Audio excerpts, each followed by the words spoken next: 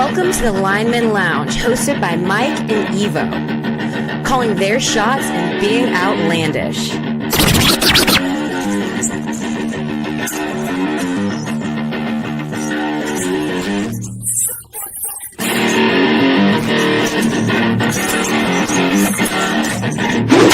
Breaking news from Lineman Lounge. My fantasy football team just took a huge fucking hit.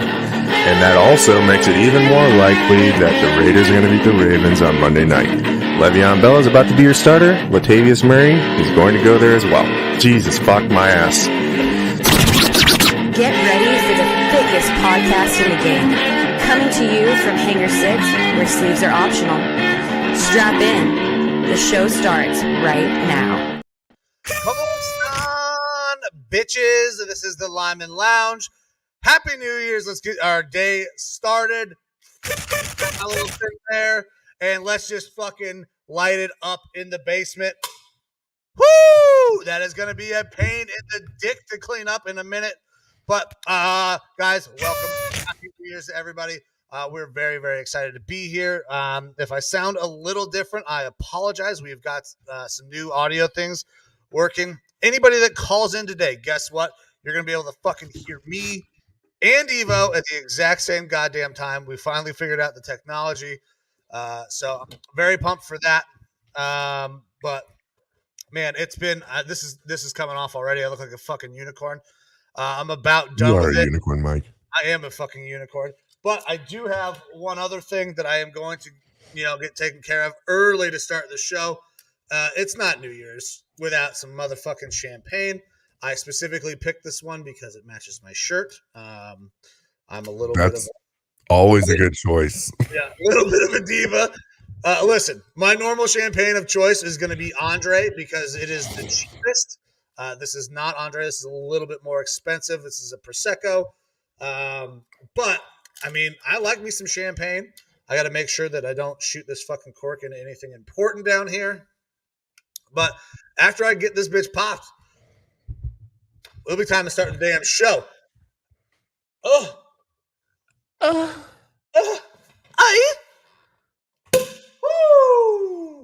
Happy New Year's, bitches. Yay. Woo! All right, so we're only 11 hours early here in Arizona. 11 hours early.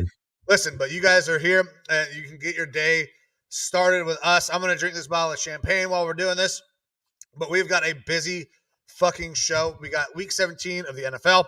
A lot of playoff implications to go over. We have college football semifinal playoff games going on tonight. Huge game for my Ohio State Buckeyes. I'm very excited to watch that. We'll see if I get to watch it. We're going to be over at some friend's house for their New Year's and celebration. Hopefully the game will be on. Cliff, just if you want to toss that on, no problem. But what else was there to talk about today? We had college football, NFL. Oh yeah. If you live in Ohio, we get to fucking gamble legally tomorrow. I had a pretty good week of bets. My overall picks did not go great, but I hit some really fucking great. I had a same game parlay.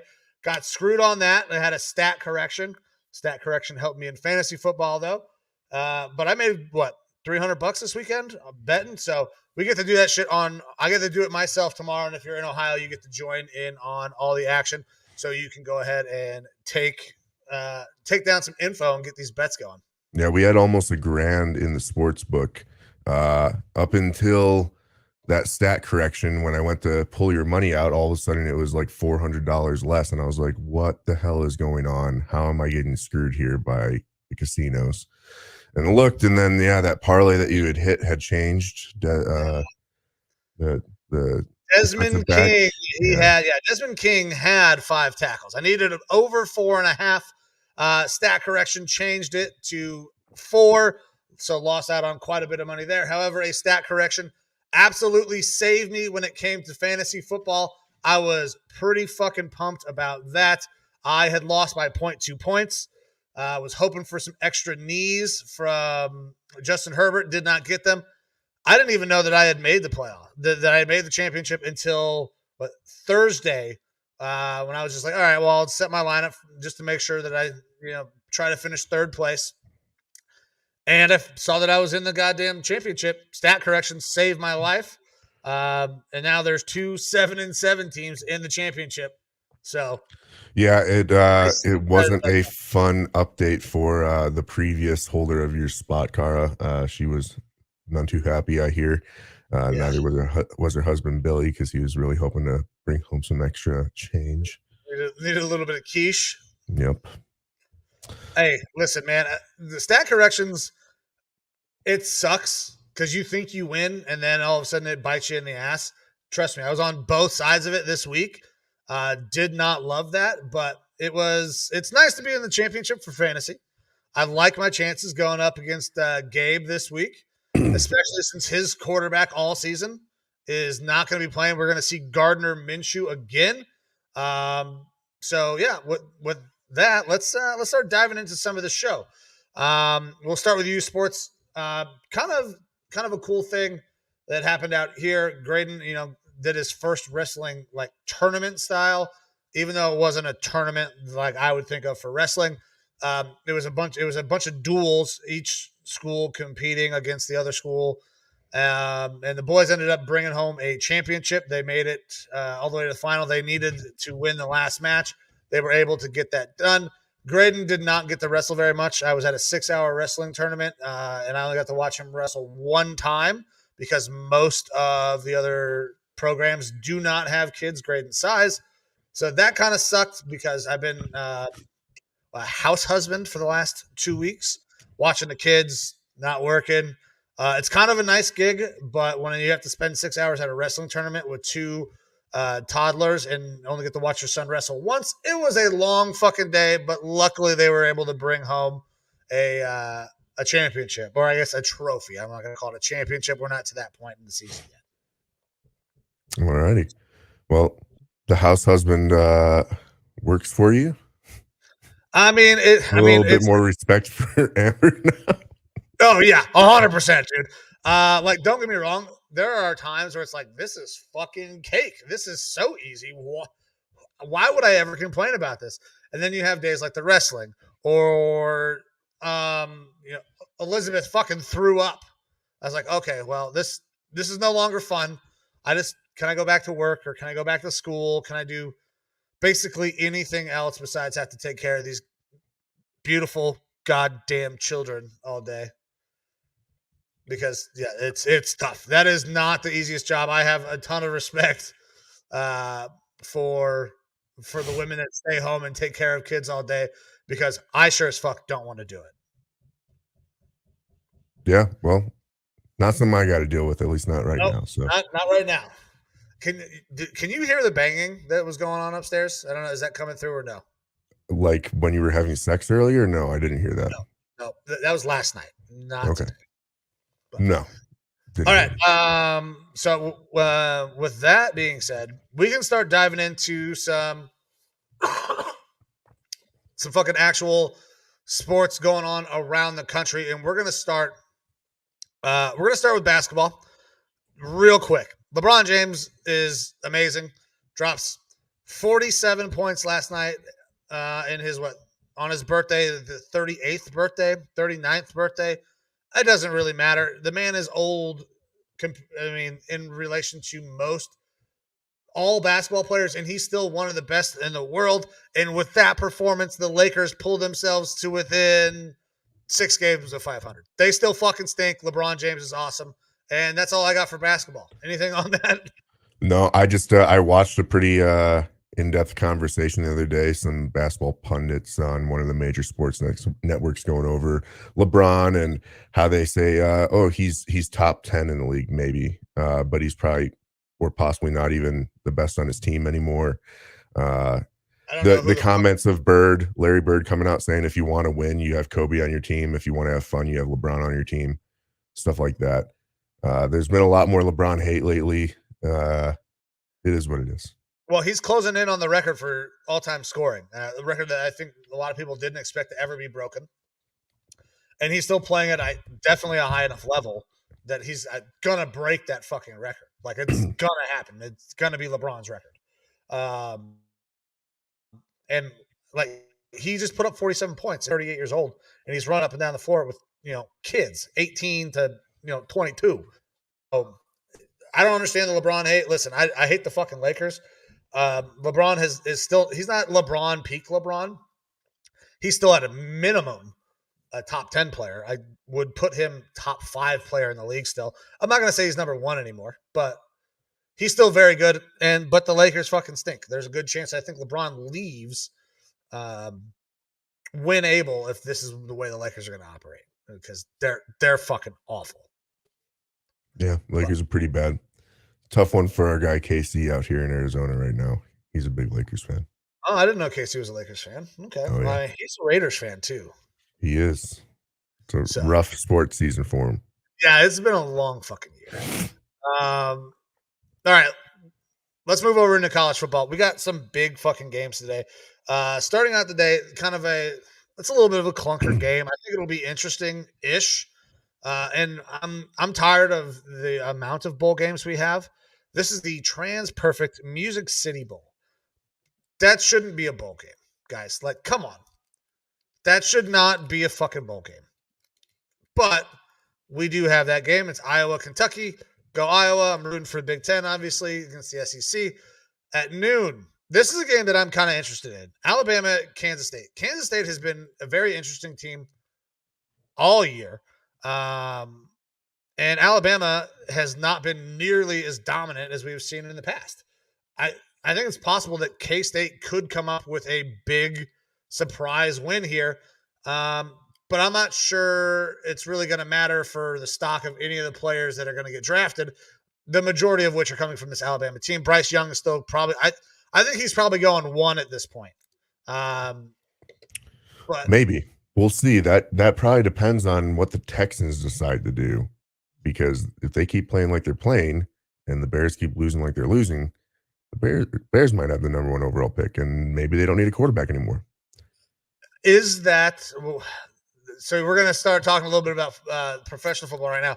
Are the Bears convinced that Justin Fields is their guy, even though that this group did not select Justin Fields? I can tell you that I think Justin Fields is a dude. He is very clearly, in my opinion, the second best quarterback from that draft class behind Trevor Lawrence.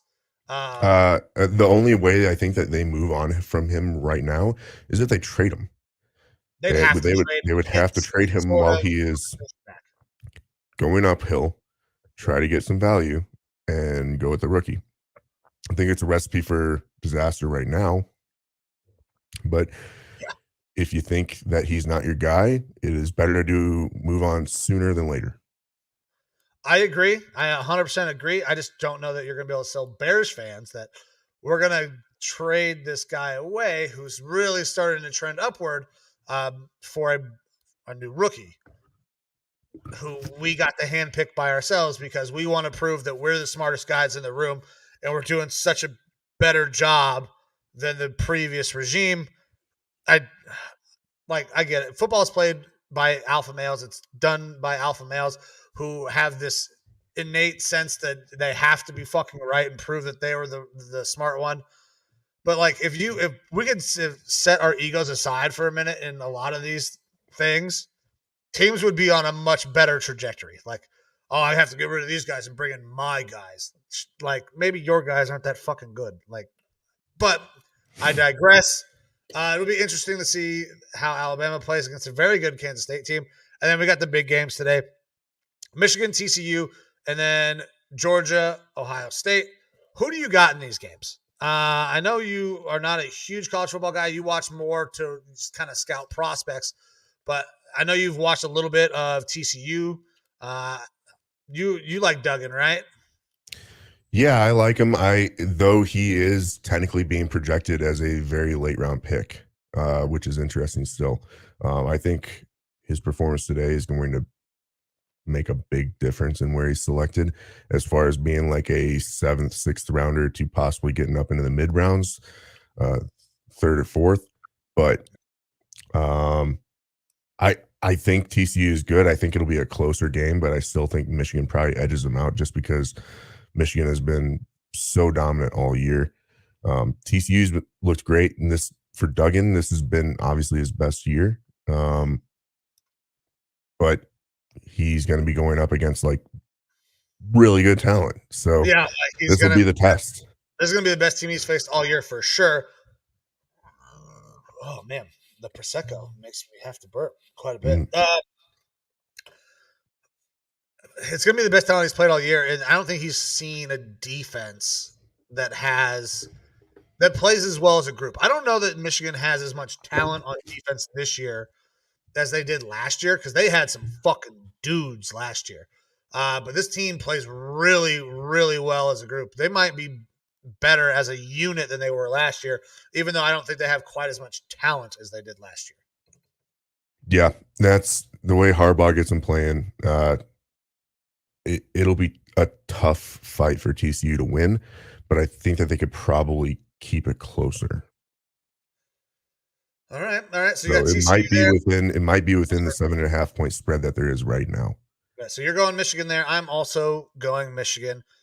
I mean, I feel it that they're a better squad. I think that it'll be, can they get anything going in the passing game?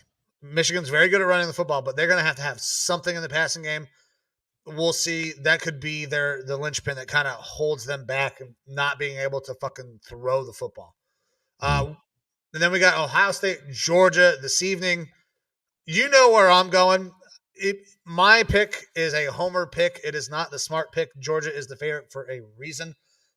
They are very fucking good at the football. They lost a lot of talent from last year, and Stetson Bennett is a really fun quarterback to talk about, but he's not a world beater. I don't think he projects at all really as a pro prospect. Probably not. He's a little bit older too. His stats are good and everything, but it's one of those situations where if you're on such a talented team, yes, everything is going to be inflated around you. So I mean, again, just like you said, he's a fun guy to talk about. He's a fun story. Does he project well to the NFL? Unless he goes to like a 49ers situation where you have a bunch of talent around you like that and a system that suits you, I don't think that he sees that same sort of success. Yeah, I think, so. I mean, it's a nice story, but so I think that there is a chance that Ohio State can get after this kid. Now, they are very good at, running the football, and they're also very good up front. They have one of the best offensive lines in the country. So that's going to be a big test, but I'm taking Ohio State in the upset. I think we can clip Georgia, and then we get a rematch in the national championship. Ohio State, Michigan. That's what I'm rooting for. So I'm going Ohio State. Where are you leaning towards in this game? I have a feeling you're probably going Georgia, like most people. But so for the program and for you, and because I love underdogs, I want Ohio State to win. I do think Georgia probably will win this one, though. It's another one of those I would love to see it stay close to make it competitive. I don't know that Georgia blows people out. I don't think they're as good as they were last year, but obviously they're still really good. So it's probably going to be Georgia, especially after what we saw from Ohio State versus Michigan. Yeah, it was a clunker. That was a bad that one. I was at the bar recently, and that game was on the TV there, replaying again. And I was watching. I was like, "Oof, that's just a rough one. This is a rough one to watch." So yeah, I don't know if Ohio State can get that taste out of their mouth if it's still there. They've had a lot of time to get ready for this. So yeah, they have. Now, I don't want to say that Georgia's a bunch of cheaters, but apparently there are some reports that Georgia may have been trying to film some of Ohio State's practice. So if, little gamesmanship / cheating. I'm not going to create any built-in excuses for these guys, though. Listen, they've been they were the consensus number 2 team in the country all fucking season until they ran into Michigan. So they're going to have to step up, play huge. Marvin Harrison Jr. is going to have a fucking absolute dominant game going against one of the best corners in the country. And then we're going to need to see something from Mayan Williams because our running back situation, they are all banged up. Mayan Williams is going to be able to play, but this is a guy I expected to at least have 1,000 yards. I thought we were going to see 2 Ohio State backs over 1,000 yards this year. We don't have one at this point. So we're going to have to find a way to run the fucking football. And then Marvin Harrison Jr. is going to have to go off. But that's where I'm leaning on. I mean, I'm sticking with my boys. Going Ohio State. We'll see. I'm excited to watch the game. And if we get our asses beat, it's New Year's Eve. I'll just get shithoused. Yeah, you and me both, man. Tonight is not going to be fun for me, I don't think. This is the worst night. Like when I was younger, man, New Year's Eve was fun. Like I loved going out and fucking drinking with your friends and then trying to get your midnight kiss from some random at the bar. Like that was a lot of fun. Now I'm about to be a 35-year-old man coming up here in the next couple weeks. I want to go to fucking bed. I'm going to kiss my wife and I want to have like a couple beers and just fucking like, all right, cool. Let's turn on whoever the fuck hosts the New Year's Eve thing now. Is it Ryan Seacrest, right? It depends on which channel you're on, I think. But yeah, Well, I'm not watching the Fox or Seacrest CNN or something. one, so I don't know, man. All I know is that my girl likes to sip on libations. I normally go to the bar and I'll have one, maybe two drinks at most. not on New Year's Eve, you're not. And then manage her and make sure she gets home. And I told her, hey, like if you take work off and find us a ride, like I will go drink for drink, shot for shot with you tonight. Why the fuck did you do that? Well, because I know I can. I can, we're both former military. I can drink her under the table. The problem is that, yes, I will be drunk by the end of the night. And I don't like not being in control. That's why I don't like really getting drunk and drinking that often. I like being in control. I especially like being in control when I'm not at my house and I'm out and about. So I will relinquish a little bit of that control. The problem is that she's going to take this as a challenge and she's going to go past her normal minimum, which gets her way too hard. Fucking rocked.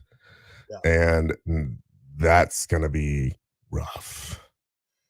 That's going to be rough. It's going to be rough trying to handle that plus myself. Yeah, so I don't have to worry about that. Producer Amber is not much of a drinker. She'll have a couple glasses of wine.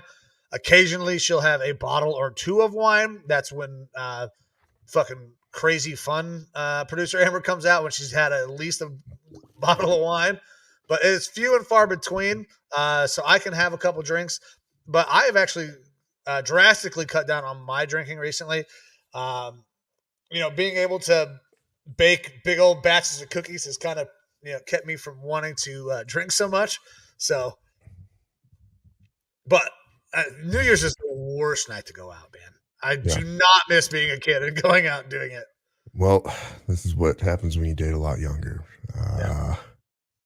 Just keeping you young, or slowly killing you. A little bit of both. A little bit of both. A little bit of both. So I can tell you this: after the show, I'm going back to sleep, and then I'm gonna find a whole loaf of bread and eat it. There you go. Get nice and lubed up. That way, when the liquor starts going in, you can get soaked up. All right, let's get into the fucking NFL, man. We talked a little basketball. We talked LeBron, obviously. College football. Now, let's get to the bread and butter. What other people are here for? And that is our fucking picks for the NFL. We are rolling pretty good. I did not have a great week last week. I went 8-8. You, again, fucking crushed it, 11-5. You got to be over 60% right now, I'm pretty sure. Let me go ahead and pull these up.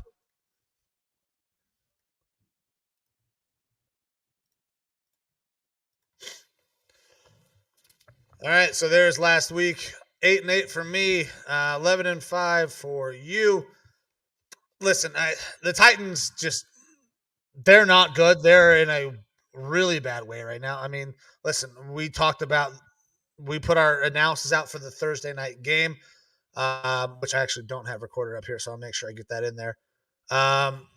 They're not very good at football right now. Derrick Henry is their best player on that team, and he is not able to carry them right now. That's a miss. Lions, I really expected more. Came out and kind of put up a clunker for 3 quarters. Tried to make it competitive against the Panthers there at the end. We're not able to do so. I really thought Heineke would be able to keep it close. They were not able to. You were right on the Niners. The Eagles, they were right there, man. Minshew played a really good game, just not able to cover that spread. The Raiders, obviously, we're going to talk about the Raiders quite a bit today. They fucking suck. Like you guys hear me say, they stink at football. The Raiders don't stink. They fucking suck at football. They are so bad at football, and I blame their head coach, who for some inexplicable reason will not be fired, other than the fact that the owners cannot pay for a new one. The Browns, we were in Snowpocalypse 2022. We were playing a dome team who is not very good at football either. And they came in and they fucking beat us. That was not great. I did not expect that. We looked really good to start the game. We're like, but we just can't ever hold a lead. The Dolphins, Tua, obviously Scumbags. goes, you're calling the Dolphins scumbags because they did not beat the Packers, who you also consider scumbags. Yes. When we consider that Tua had the concussion late in that game, I understand why they were not able to hold on. And then the fucking Broncos. I don't know why. In Christ's sake, I picked the Broncos. I thought maybe Russ coming back would work. It didn't. And now finally, all of Broncos country is rejoicing that Nathaniel Hackett has been fired. So that was the week. You go 11-5. I go 8-8. I'm at 129, 108-3. You're 145, 93-2. You're fucking crushing right now, dude. And including Thursday night's game, I'm at 60.5% win rate. 60.5. That is a good goddamn number. So let me go ahead and put this up real quick.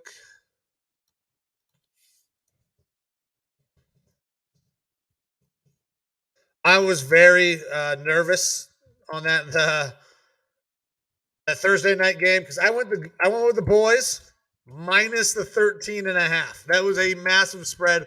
It was entirely too much. I should not have taken it. However, they did get it done. They covered the 13.5. They won by 14. So Dobbs didn't look terrible. He does not. I mean, he's a capable backup. He's a guy I could expect to come in and start a game.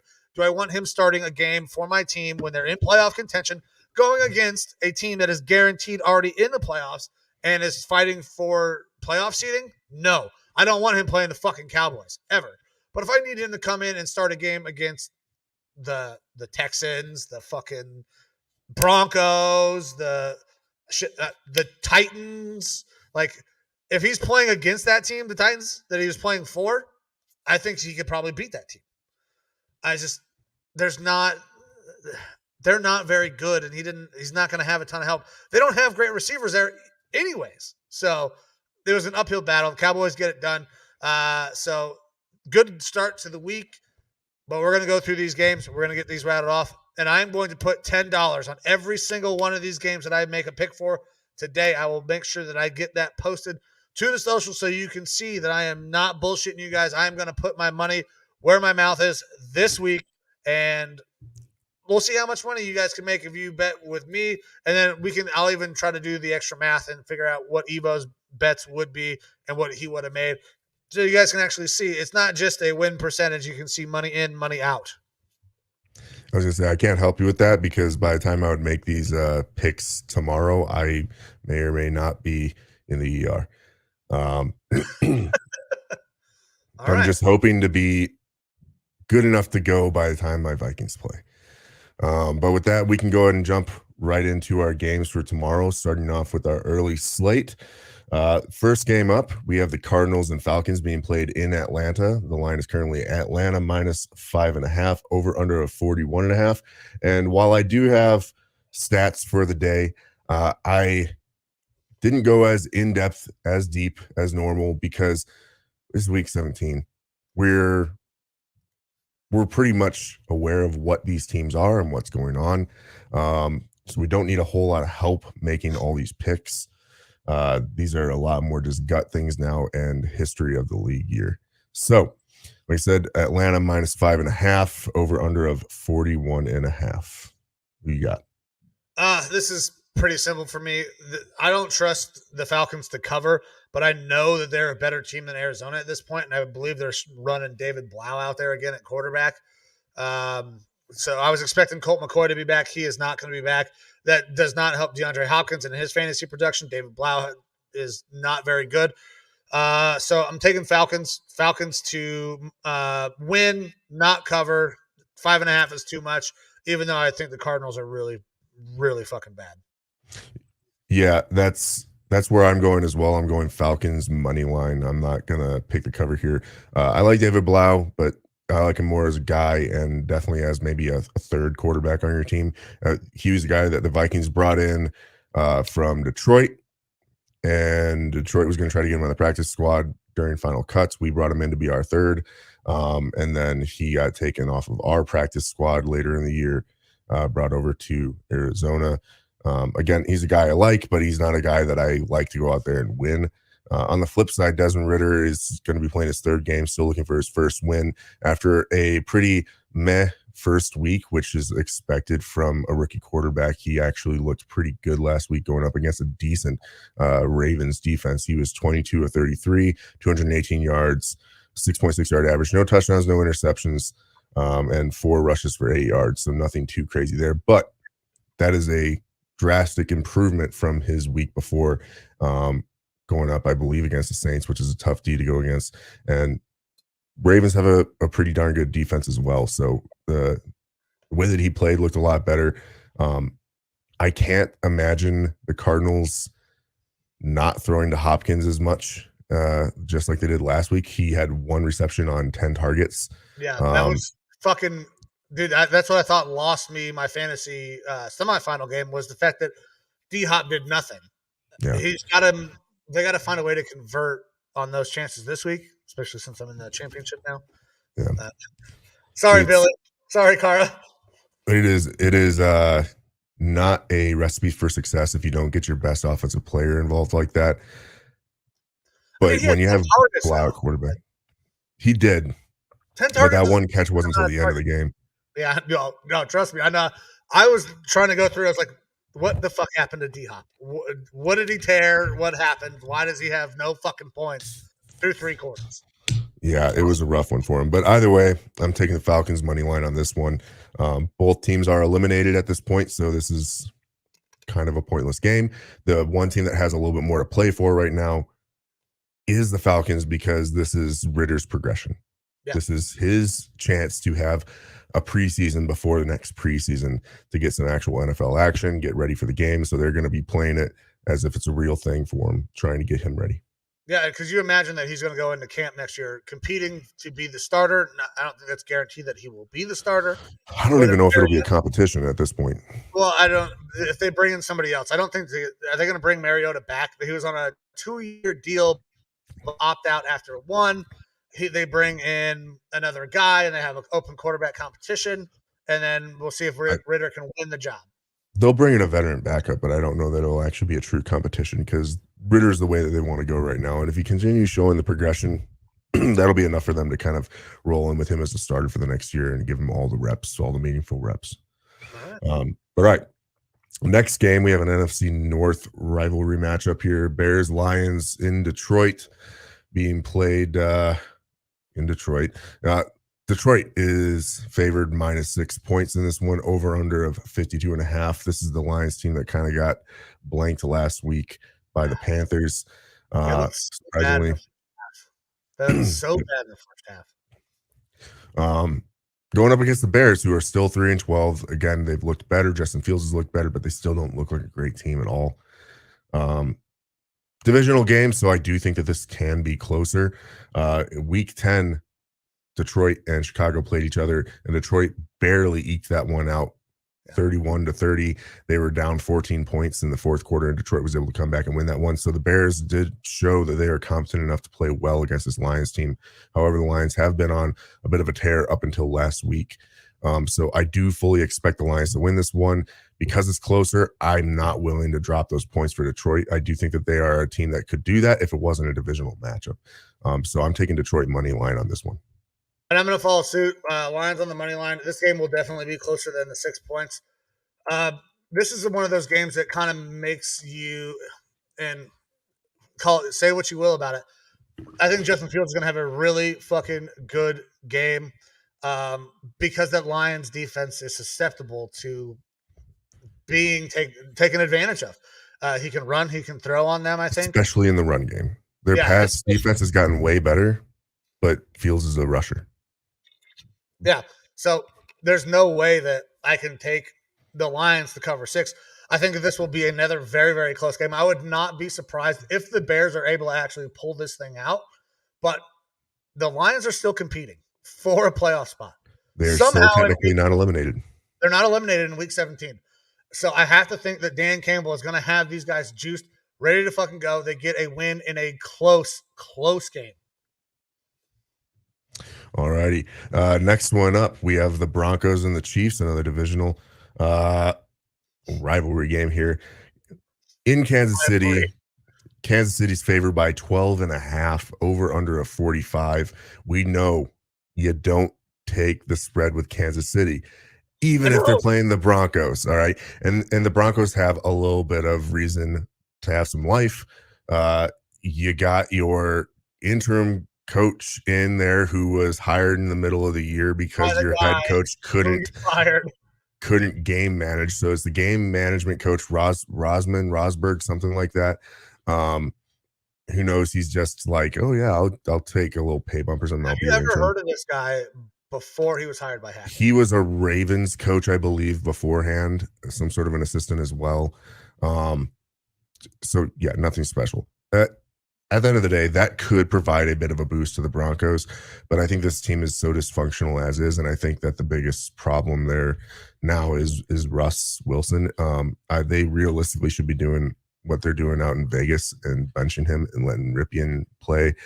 Let Russ, maybe he has lingering injuries that he still has to get over or something like that. Let him start healing now, because you are playing for nothing at this point. The team is not behind him. They're not going to his birthday. You see guys. Jerry Jeudy is behind him. Jerry Jeudy did come out on Twitter and stick up for his guy. Now, yeah, I think that's just the right thing to do, but I don't think he believes it. Like you have Ripien on the sidelines getting in fights with Dalton Reisner, the offensive lineman, and stuff like that over it. There's no doubt Russ works hard. I think he absolutely works hard, but it doesn't translate onto the field. You can give the guy all the respect for working hard off the field. Yeah, I do. And if you want my opinion, I think Russ right now is still, I think he's a Hall of Famer. Based on his 12-year career, based on the careers that we have seen prior to this anomaly of these guys playing 17 to fucking 22 years, 12 to 15 years was like the limit, even if you were a quarterback back in the 2000s. That's what we were seeing. I think Russ is a Hall of Famer. This is not helping, but I brought up something to you when we were watching that game. Since Russ came back from his injury, not this year, last year, with the hammer finger, he has not looked the same. The ball does not come out of his hand the same. There's not as much zip, and things kind of float on him, and that's got him into a lot of trouble. That's why he has so many fucking picks this year. I think there are some lingering issues there, and I don't know that it's the lower body stuff that he's had this year. I think some of the things that happened with his hand last year and him pushing to come back really early from that might have played a massive detriment in his longevity in his career. Yeah, it looks like the injuries and age have definitely caught up with him. This entire season, I felt like his accuracy was bad. He is floating balls. The arm strength isn't there like it was. The anticipation isn't there. Part of that does come down to scheme. Russ is used to doing a one read and then kind of scramble drill type thing, make something happen. That's not what Hackett's offense was running. No, and he's a step slower. It's visible that Russ is not the same guy. He's not the same athlete. He is a step slower. So maybe an off-season, I don't know, an off-season with a better coordinator and rehabilitation. Maybe he becomes more of that average quarterback. Well, Russ is not going to ever cook again. Russ is going to have to get in. They're going to have to hire a coach to get him into a scheme that plays to his skill set. He's not going to be the guy that just goes out and balls out like in years past. He's going to have to be a scheme quarterback. He can be efficient as long as he is healthy. That still worries me about him, though. And I think that's going to make the Denver job one of the less enviable spots to go to. Now, apparently Sean Payton has said he is not interested in that job. I've seen reports on Twitter of that already. I doubt that he would go there because Fangio is his pick for defensive coordinator. The Broncos fired Fangio. They're not going to bring him back. So I don't. The Walton family, the Penners, they've got all the money in the world, and you can throw all that money at a coach if you want. And that's the only way they're going to bring in somebody who's really got a shot is by giving them an exorbitant amount of money, saying, hey, you're inheriting a shit situation. You got a good defense, you got some offensive skill players, but you have to deal with this quarterback potentially for the next couple years. But money doesn't lure Sean Payton out of retirement to come coach. No, we're not looking at a Sean Payton for a legacy. When he comes back. So that'll be a real tough situation for Denver to get a good coach in there that can work with Russ. But we've seen crazier things. We also had a comment here earlier about the JJ retirement, JJ Watt. It doesn't really help. He'll probably still play and have a great game. Yeah, JJ is going to have a fantastic ovation. He's going to be very well received. He will probably make a couple of plays in this game because he knows it's one of his last. Does it get them over the hump to win? I don't think so. No. The quarterback play is going to be abysmal, I think. I know that you're a fan of Blau. I'm not. I'm a fan of him as a person, not as a player, really. Yeah, okay. So Blau's not a guy I want to start a game for me ever unless I absolutely don't have anybody else. He can be a good guy in the locker room from the things that have come out of other camps, but he's not a starter at all. Yeah. But either way, back to the Chiefs-Broncos game, I'm not taking the spread, even though absolutely Kansas City should win by 12.5 points or more. I don't think they need to, so they won't. Yeah. Kansas City money line. The Broncos might play a little better. Again, they still have a very solid defense. With Russ out there at quarterback, I don't like their chances on offense. Put Ripien out there, gets a little bit better, but still not enough to beat the Chiefs. So Chiefs money line for me. I'm going Chiefs money line as well. The last time I took the Chiefs to cover a spread was against the Broncos. They had it in the bag, and then they let them crawl back in, and they covered the fucking spread. So I'm not doing it again against the same goddamn team that they should have covered last time. Chiefs money line. It's easy. Yep, absolutely. All right, next game. Dolphins and Patriots being played in Foxborough. The line is New England -2.5, over under of 41. Both of these teams are still in the hunt to get a playoff spot. But as we kind of alluded to earlier, Tua had another concussion. It was actually credit to Mike McDaniels. They were in the film review a day or two later, and he saw some indications with Tua that something was an issue. He sent him to go get checked out by medical staff. They determined, yes, concussion symptoms. He's back in the protocol. So good on McDaniels for recognizing that, even though he could have overlooked it theoretically. To try to make the playoffs, but he did the right thing, and he said, no, you're not right. You need to go get looked at. Yep. So it's going to be a Teddy Bridgewater game. He's going to be starting Skylar Thompson as the backup. The issue here, though, is that Dolphins offense, again, it just dramatically is hindered whenever Tua is not out there. Their points per game go from 22 or 25.5 points per game with Tua in down to 16.5 with Tua out. That's what we've seen so far this year. So they're just not able to put up points. On the flip side, the Patriots look like a dumpster fire for the most part. But they probably could be better here. Now, Dolphins have won 4 straight, I believe, against the Patriots. So they've actually got a little bit of a run going against them. But the way that this team is hurting right now, I don't know if it's going to happen, especially being played up there in Foxborough. Yeah. We just saw what happened when the Dolphins had to travel up north and play in Buffalo, and they had all those "we wish it was colder" shirts on and stuff like that. And how did that work out for them? Not too well. I appreciate the attempt at the swag there, like saying, fucking bring on the cold. That was with Tua in there, and they couldn't get it done. Yeah. I don't think they get it done this week. No. either, and I'm not willing to drop the points for the Patriots, though. I think this is going to be a low-scoring game. The over-under is 41. I would expect the under in this one, and I'm going to be going New England money line. Plus, I just think that the Dolphins, the right thing for them to do would be to lose out because they're scumbags for losing to the Packers last week. That's the only way to get back in my good graces there. Yeah, so I got some weather for this game. It's going to be 57 degrees, so not cold, but there's a 55% chance of rain, winds 13 to 30 miles per hour. So that is not necessarily great for that Miami team as well. I wish that Tua were healthy and that they would go ahead and knock the Patriots out and we could just be done. Talking about the Patriots continuing to have a chance to make the fucking playoffs because they still do. Both these teams are still in it. I just, without Tua, I don't see the way that they can get this done. I really don't. So I'm going to have to follow suit. I'm going to go Patriots on the money line as well. I don't think that they're very good, so I will not take them to cover. Yeah, I don't like the Patriots either in this one. This should be a Dolphins slam dunk win if Tua is playing. But I mean, realistically, it's all surrounding about Tua and whether or not he can play. Obviously, he's not going to play, and I think that does not bode well for them getting into the playoffs really this year.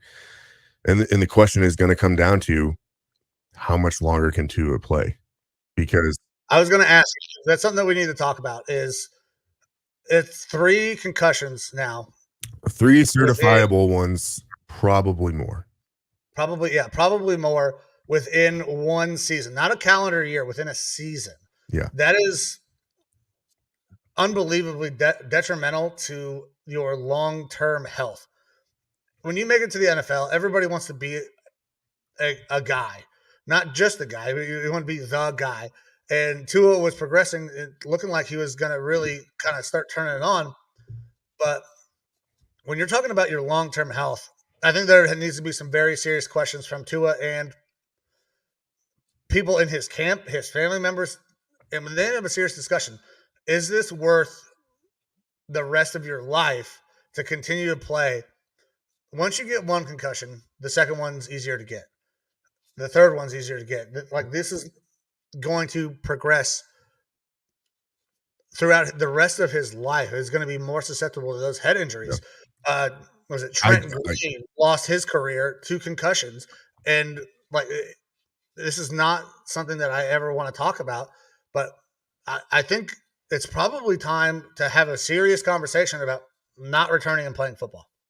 Yeah, it is tough to talk about because he is so early on and young in his career. But I definitely try to educate myself a little bit more on what we know about concussions right now and look at clinical research papers and stuff like that. After this last concussion for Tua, your susceptibility to more concussions for the rest of your life is there. It does diminish between concussions though. So if there's 6 months between or a year between, it does diminish your susceptibility, but it doesn't take away the fact that you are just more susceptible in general. And then on top of that, there's not a 6 months, 6 weeks between. Yeah, there's a giant correlation between concussions and other injuries, be it concussion or something else. So your body doesn't move the right way anymore. It's not your body's going to be more rigid, which leads to other injuries. Yeah, you are highly susceptible within 6 months to a year of a new injury in general, and we know that Tua is susceptible to some injuries. We've seen that some in his previous, time in college and whatnot. And look, I can tell you that from playing high school football and stuff and youth football, I know I had a minimum of 2 to 3 concussions. Several times that I know that I've had them, whether they've been diagnosed or not. I guarantee I've had one because I was unconscious, had to be carted off the field.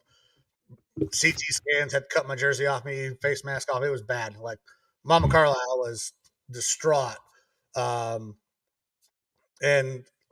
I came back, and you know what happened? The week I came back, I partially separated my shoulder. Like, it's a real thing. Like, you can get hurt more, and it sucks. If I'm into his camp, I'm telling him it's probably time to hang it up, though. Yeah, it would have to be his family coming out and saying that. But if it's not going to be the family, the league, I don't think has a position right now where they can step in and say that you cannot play anymore. They can hold him out, in that concussion protocol at some point. But realistically, it's going to have to end up being the Dolphins at some point, because you see how big of a detriment it is to their team when he's not in there. Yeah. But if they're focused on him being their starting quarterback, they don't have an alternate option. So if this path continues, the team is going to have to tell him, hey, we are releasing you.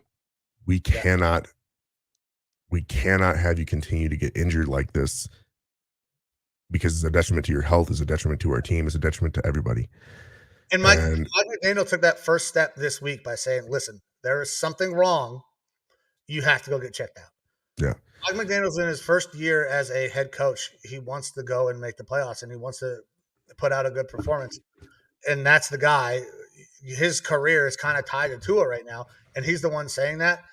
I would not be surprised if at some point down the line, especially if we see one more, that you got to be done. Yeah, that'll be the question, is does he have an opportunity to even have one more? Because if they don't make the playoffs, he ain't playing again this year, and that offseason, you're going to give him a lot of time to think about it. I guess technically he could play next week. Theoretically, but I don't know. That's if they lose this game and they end up being out of contention. Yeah, you definitely don't put him in. Yeah. They're risking injury for no reason. Yeah.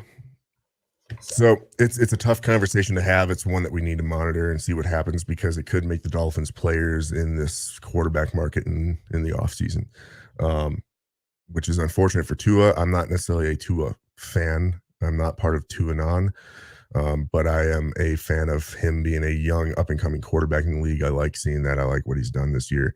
And it would be real shitty to see his career have to end like this, but it's one situation that I would absolutely understand, and for his own personal health, very well could be the right thing, because CTE is real, and we've seen how it's affected players, former players taking their lives, things like that. It's rough, and he's so young with his life ahead of him. Why ruin it by continuing to play the game? Because that he's got a career after football if he wants it. They will get him talking in a broadcast booth or something like that. Yeah, I mean, he's a very smart guy. He's well spoken. He could do so many other things. I just don't want to see that path where you can't do anything later on in life. We love football. Basically, everybody in America kind of loves football if you're a sports fan. But it's not worth the notoriety to continue to play if it's going to cost you all those other things that you can expect after football. Because the career of NFL players is very, very short. You have to make your money while you can. That's why I'm big team player. Like, if you get your money when you can, because you have no idea when it's over. And it sucks to talk about possibly being over this early in his career. Yeah. All right. We'll move on to our next game. We have the Colts and the Giants being played in East Rutherford, New Jersey. Giants are favored minus 5.5 points, over under of 39. I do think that this one could be an under as well. This is a big Dick Foles game, going back out there for the Colts, and he looked atrocious last week. We talked about it in the last episode. Like, Foles had a really cool story winning a Super Bowl, but Foles has never been that guy. No, not at all. And on the other hand, the Giants, if they win, they're in for sure. So this game has a lot left in it for them. So they have got a good reason to play, whereas you have the Jeff Saturday-led Colts pulling out your third stringer. They'll probably try to be relatively competitive, but at this point, they're vying for higher draft pick slots. Absolutely, Giants should win by 5.5. I'm still going to just take the money line because I don't like either of these teams a ton. Daniel Jones looked good last week for sure. He was going against the Vikings secondary. So that needs to be taken with a grain of salt, as always. Saquon looked fantastic last week. I think they're going to continue being the same team that they've been. Daniel Jones is going to supplement the run game. They'll be able to control the pacing of the game. They're at home. They should get a win. But because I feel like it should be a run-heavy game, it could be lower scoring. 5.5 points is too much for me. I'm just going to be taking Giants money line. So I'm going to take the Giants minus the 5.5. Weather shouldn't be too much of a factor. Got winds 13 to 23, only a 7% chance of rain. So I don't think it will limit what the Giants can do and what Danny Dimes can do throwing the ball. But we saw last week, Foles is not. He's not it. He's not the guy. He never was the guy. He was somebody who always got a spark when he came in relief, but when he was a full-time starter was not uber impressive. I'm not impressed by Jeff Saturday. They put up a quick 31 points on you guys, 30 points on you guys, 33. 33 points on you guys, and they were able to find a way to blow the lead. I think the Giants are the far superior team. I think Dayball comes in and gets this Giants team into the playoffs this week, and I think they do it in resounding fashion. They're going to go out there in front of the home crowd. They're going to win by a touchdown here.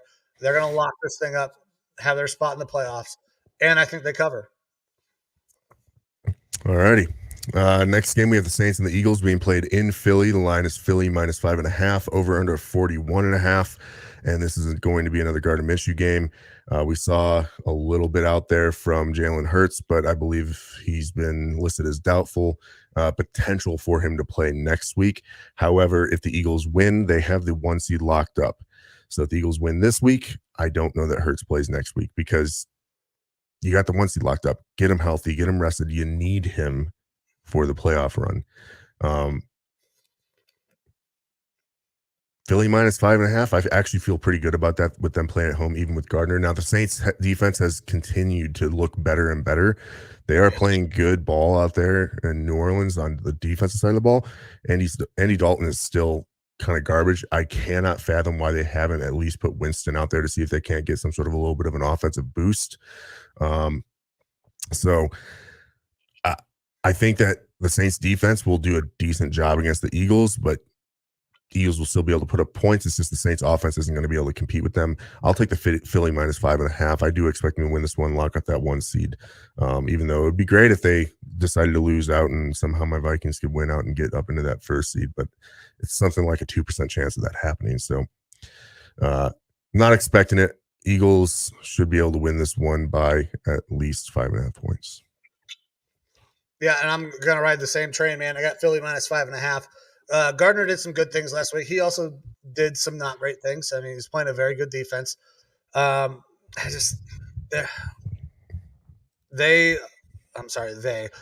Saints cannot fucking score consistently.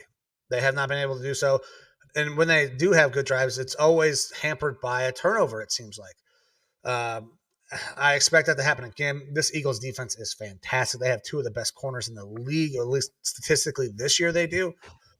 So I'm riding Philly minus 5.5. That run game is going to be very good, even though they're not going to have Jalen Hurts to supplement that. Gardner is going to be able to, make throws when he has to. He may make a bonehead decision every once in a while, but they're good enough to win by a touchdown. All right. I have an interesting question for you here. And this can kind of, it's a 2-parter, but this is involving Taysom Hill. If you're the Saints, would you rather have Taysom Hill as your starting quarterback or Russell Wilson? I was not expecting Russell to be the other name because I don't like Taysom Hill as a starting quarterback. I don't. Either.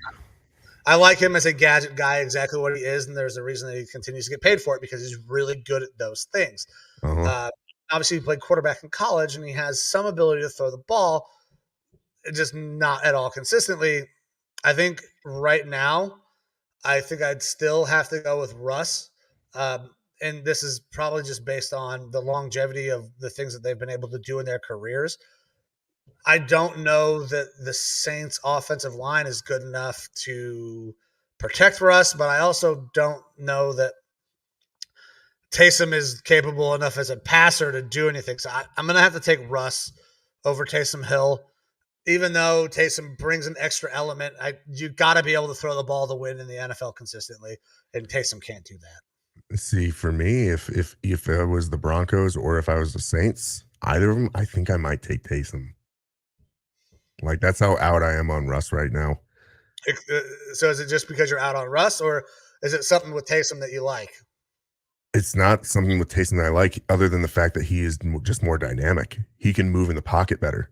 He's not a better passer in his career, but at this point in their careers, I don't know if Russ is that much better. Like, he's probably better, but I don't know if he's that much better. And the ability to move and run that Taysom brings, I might take him over Russ. And that's a huge indictment on my part on Russ. Yeah. Yeah. Ooh, all right. It's an interesting one. I don't know. I think that you can make an argument either way. But we'll move on from there. Next up, interesting one here. Big playoff implications. We have the Panthers and the Buccaneers being played in Tampa. The line is currently Tampa minus 4 points, over under of 40.5. And this is a match that we saw earlier in the year where the Panthers at home were able to beat the Bucs pretty handily in week 7, 21-3. Tampa Bay will clinch the South with a win, though. The Panthers, however, if they win out, which would obviously mean the Bucs lose this game, Panthers win out, they win the South. Yeah. So So Tampa Bay minus 4, over under of 40.5. And I think I'm leaning towards the Panthers plus the points on this one. yeah, I was going to do the exact same thing. Panthers plus some points in a game that I think they can actually win outright. But I will take the points just because I don't trust the Tom Brady led Buccaneers to score enough, and the Panthers have shown at times that they can be pretty good on defense. Now, what the fuck's the kid's name? The quarterback for the Panthers now. There's been so many of them Arnold, this year. Yeah, Sam Darnold. Can he limit the mistakes to get this thing done and have a chance to make the fucking playoffs? Darnold has never beaten Tom Brady in 3 games, I believe, in his career. Yeah. And the point differential is horrendous, but that was pretty much all with the Jets. The Jets and the Patriots, and I believe that's the game where he was out there seeing ghosts. Yeah. The last time they played. Different teams, different players. Yes, drastically different. I think that the Panthers are good enough based on some of the things that they've done recently to win this game. I'm not willing to put the money there because remember, I'm betting every game this week. Every pick I take, I'm betting. But I do like the Panthers to cover. If they do lose, I think they lose by a field goal. So give me the 4 points. Yeah. This isn't the playoffs yet for Tom. Now, last week, the Bucs, their offense looked good on like the last drive. Realistically, they easily could have lost to the Cardinals. All right. Yeah. Last week, a team that had Trace McSorley out there, yeah, easily could have lost. And it wasn't until they started playing a little bit more rapid paced in that last drive or so that Tom actually looked better. And I don't think that they're going to be able to do that for the whole game because Tom is decrepit and old and needs time to breathe.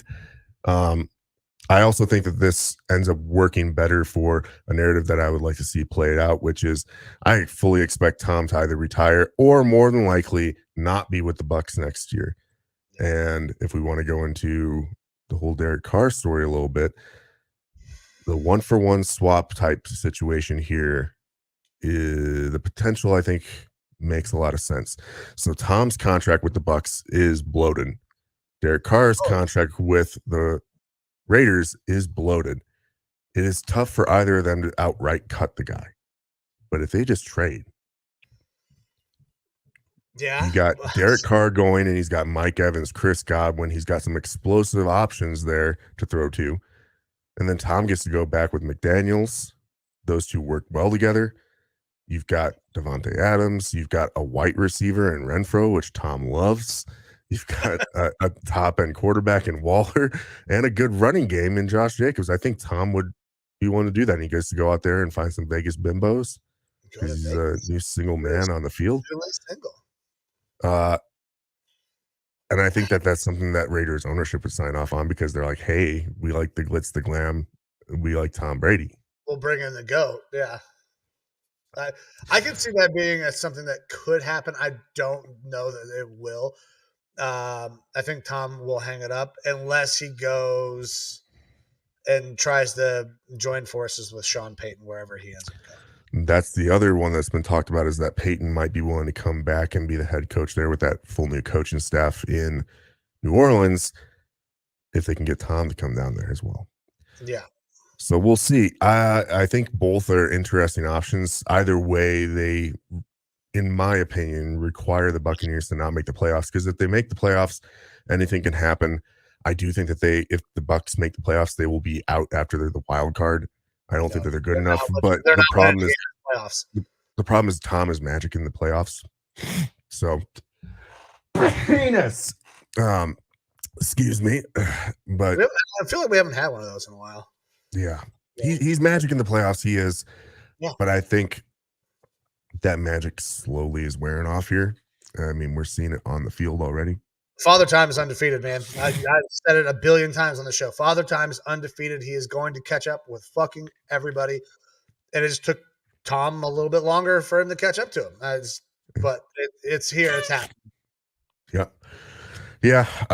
Either way, I'm taking the Panthers plus the points on this one. And it'll be an interesting offseason for sure, as it always is, to watch what happens with the quarterback carousel. There's going to be a ton of fucking guys on the move again this year. We know that Derek Carr ain't coming back to fucking Vegas. Yeah, and we haven't gotten to the Vegas game yet. I'm sure we can talk a little bit more about it there. Yeah, we will. But just alluded to it a little bit. All right, next game up, we have the Jaguars and Texans being played in Houston. The line is currently Jacksonville -3, over under of 43. So interesting here. Houston has won 9 straight versus Jacksonville. Usually this is your toilet bowl game of the year, Houston versus Jacksonville. The problem is Jacksonville has looked phenomenal.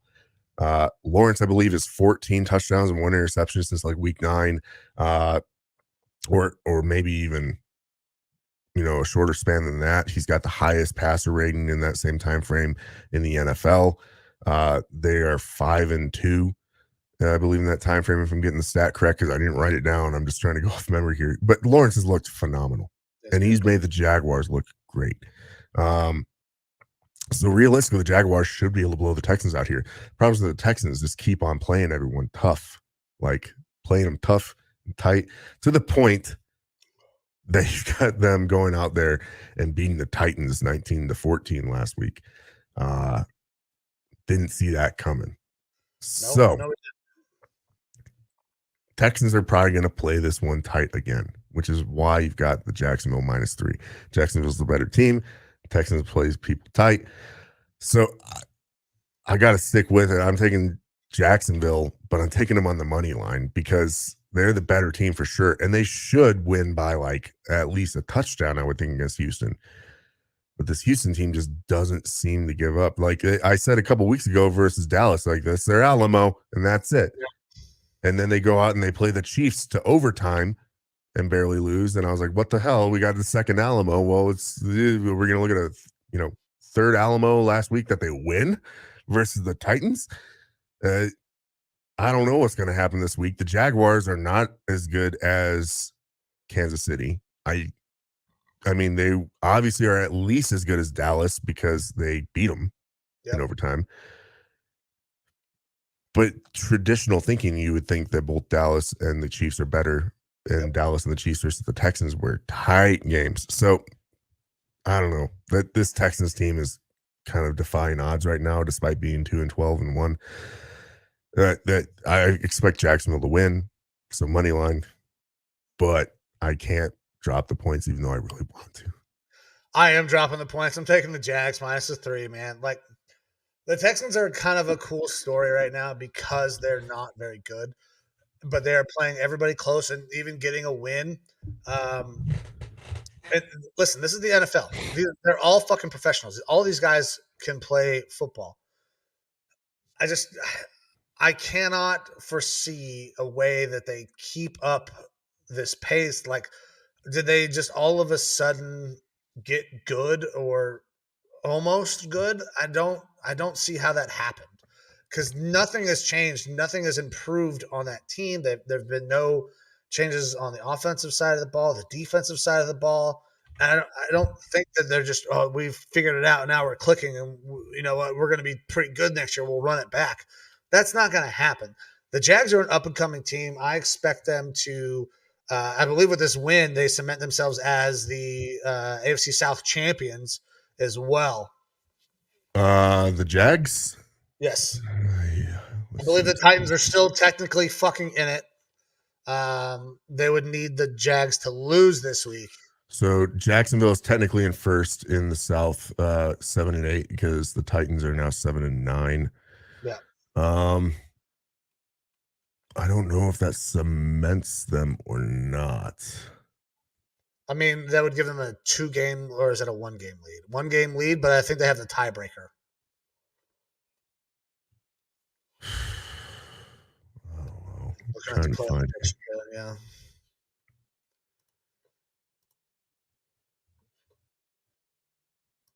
I think the road for Jacksonville to get in is gotta be from winning the South. Yeah, I don't know if they can get in as a wild card at this point. Yeah, I'm not sure. Either way, it is There we go. AFC playoff scenarios. Let's see. Playoff clinching scenarios for week 17. that's what I was looking at, and I'm not seeing it.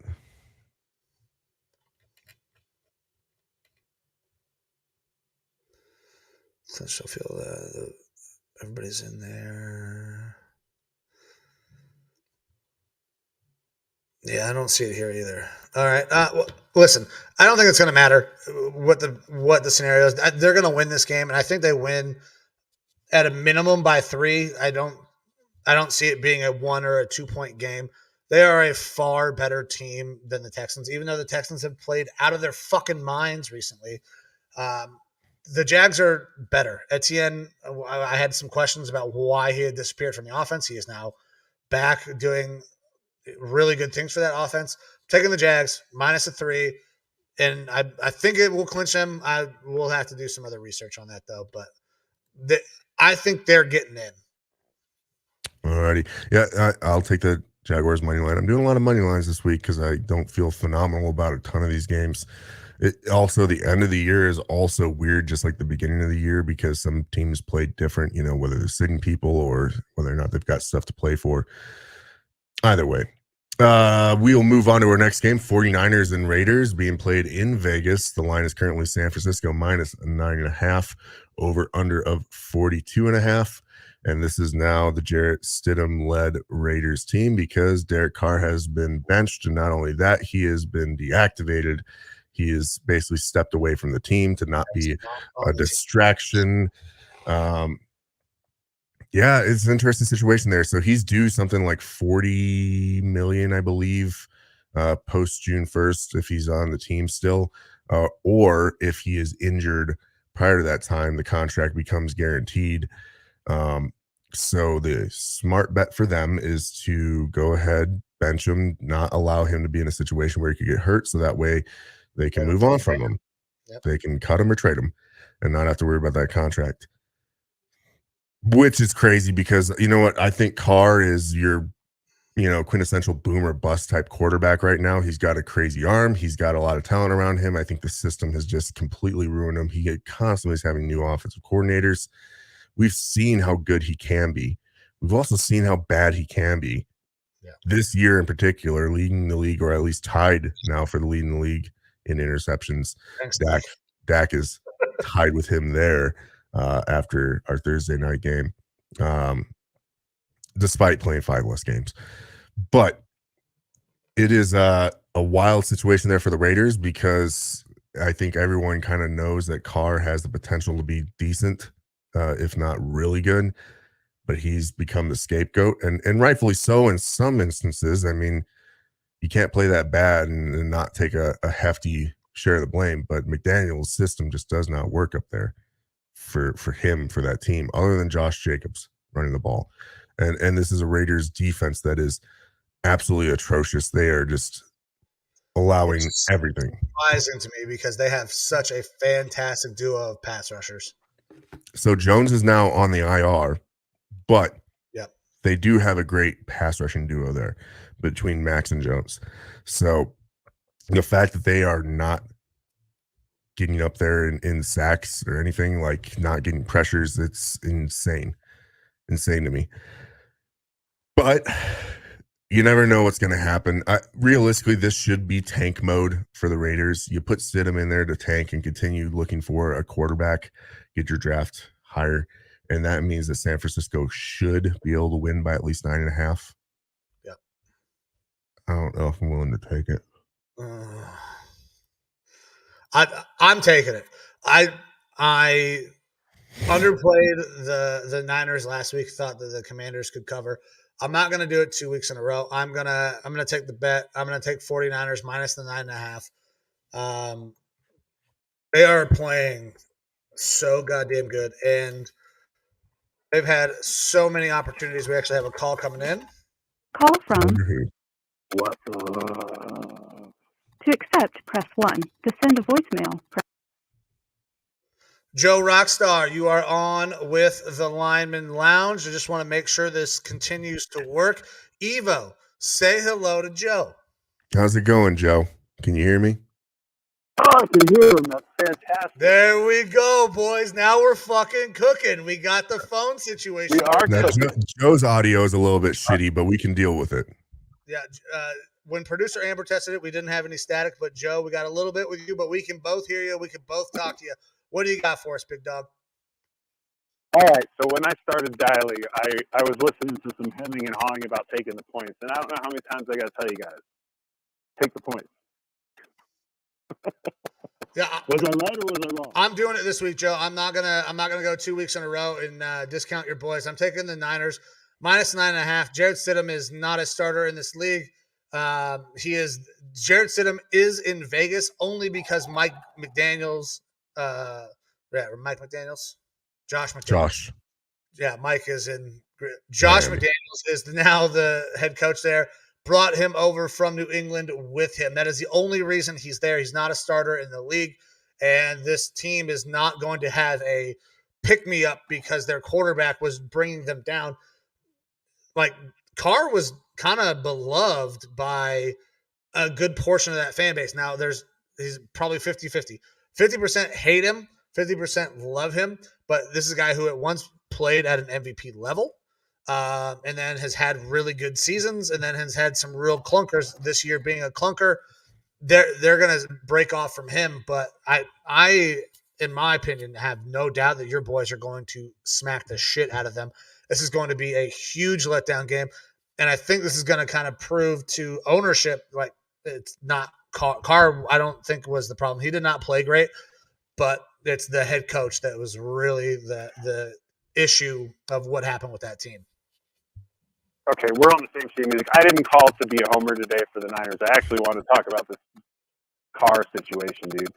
Like, I mean, this is an example of bad coaching ruining a pretty decent quarterback. I'm not saying the guy's the best, and I'm not saying he wasn't playing like shit. He was playing like shit. But that might have something to do with the coaching. I don't know if you guys are aware of Josh McDaniels, and a lot of these guys that come out of New England, as far as staff goes, are just like, I don't know, like they have autism or something. They don't know how to deal with people. They don't know how to talk to people, and they don't know how to coach a person, you know? I think they're schematically genius or whatever, but they just don't know how to coach players. I think Carr's going to do really well when he finds a home with a good coach. Evil, go ahead. Yeah, that's if you get Carr into the right situation with the right coach. I mean, I don't mean to bring it to the Vikings, but Kirk Cousins has been a high statistical quarterback his whole career, but he's never had like an it factor to him or anything like that. This year, you bring in a good coach that lifts him up mentally and in his play, promotes him, supports him, all that stuff. His stats have gone down from previous years, though actually they've gotten a lot closer these past couple weeks. But he has what seems to be like a clutch gene in him now and a different style of play. You get a quarterback that could be an average quarterback for a lot of people, and you put him with the right coaching system and that right coordinator, and you could see them kind of blossom and explode and the whole team grow around him. And I think that's what Carr can do. He's got all sorts, like an immense amount of physical talent. He needs the right support system around him and the right coach. And if he's able to find that somehow via trade or being released and picked up by someone else, it'll be good for him. And I think that he could be very, very successful. He could get back up into that top 10 range in the NFL. It's just not going to happen with McDaniels. They do not run a type of offense that suits him. And it's very obvious. And it's a bummer because I think everybody sees it. The fan base sees it. Maybe even ownership sees it. But they can't do anything about that coach right now because they're too goddamn cash poor. I'm not a Raiders fan at all. But, I mean, that freaking place is just toxic, dude. It's a freaking clown show over there. Yeah. And I feel bad for Carr. I mean, they took him to the playoffs last year. You know? Yeah. What are we talking about here? Yeah, he had some bad plays. I get it. Maybe they're worried about the $40 million that they'd have to pay if he got hurt. But, because that owner's horrible, the coaching's horrible, the freaking organization is just toxic. Where were they at before Carr showed up? You know? They were in the slums after Rich Gannon left. Yeah. Yeah. So what you're saying is you want to see Carr go up there to San Francisco. I don't think we're going to be needing a quarterback. Brock Purdy, baby. Brock Purdy. Do a 1-for-1 Purdy or Trey Lance and Purdy for Carr. I think we're going to just hold him. You know, we're going to stand pat, dude. We're good. I think Carr, honestly, like it's actually a problem for us because we need to unload Jimmy, or Jimmy's got to go somewhere. You know. I guess we don't have to unload him. Jimmy sounds like a great fit in Vegas right now, going back to McDaniels. That is a great trade. They would murder him. Those fans would murder him. Oh, I don't disagree with that. But football-wise, it sounds like a match made in heaven, and I could absolutely see that happening. Now, where does Carr go? I have my pick, and I know another one of our boys does not love hearing this. I think he's going to the Colts. I don't know why he doesn't love hearing that. I think he's going to the Colts because you don't have to give up the first-round pick to get Carr anymore. I knew exactly what you're talking about because that's where I'm thinking. And I don't know why Aiden's so upset about it. Torres needs to, change his thinking. Because I think Carr would be great over there.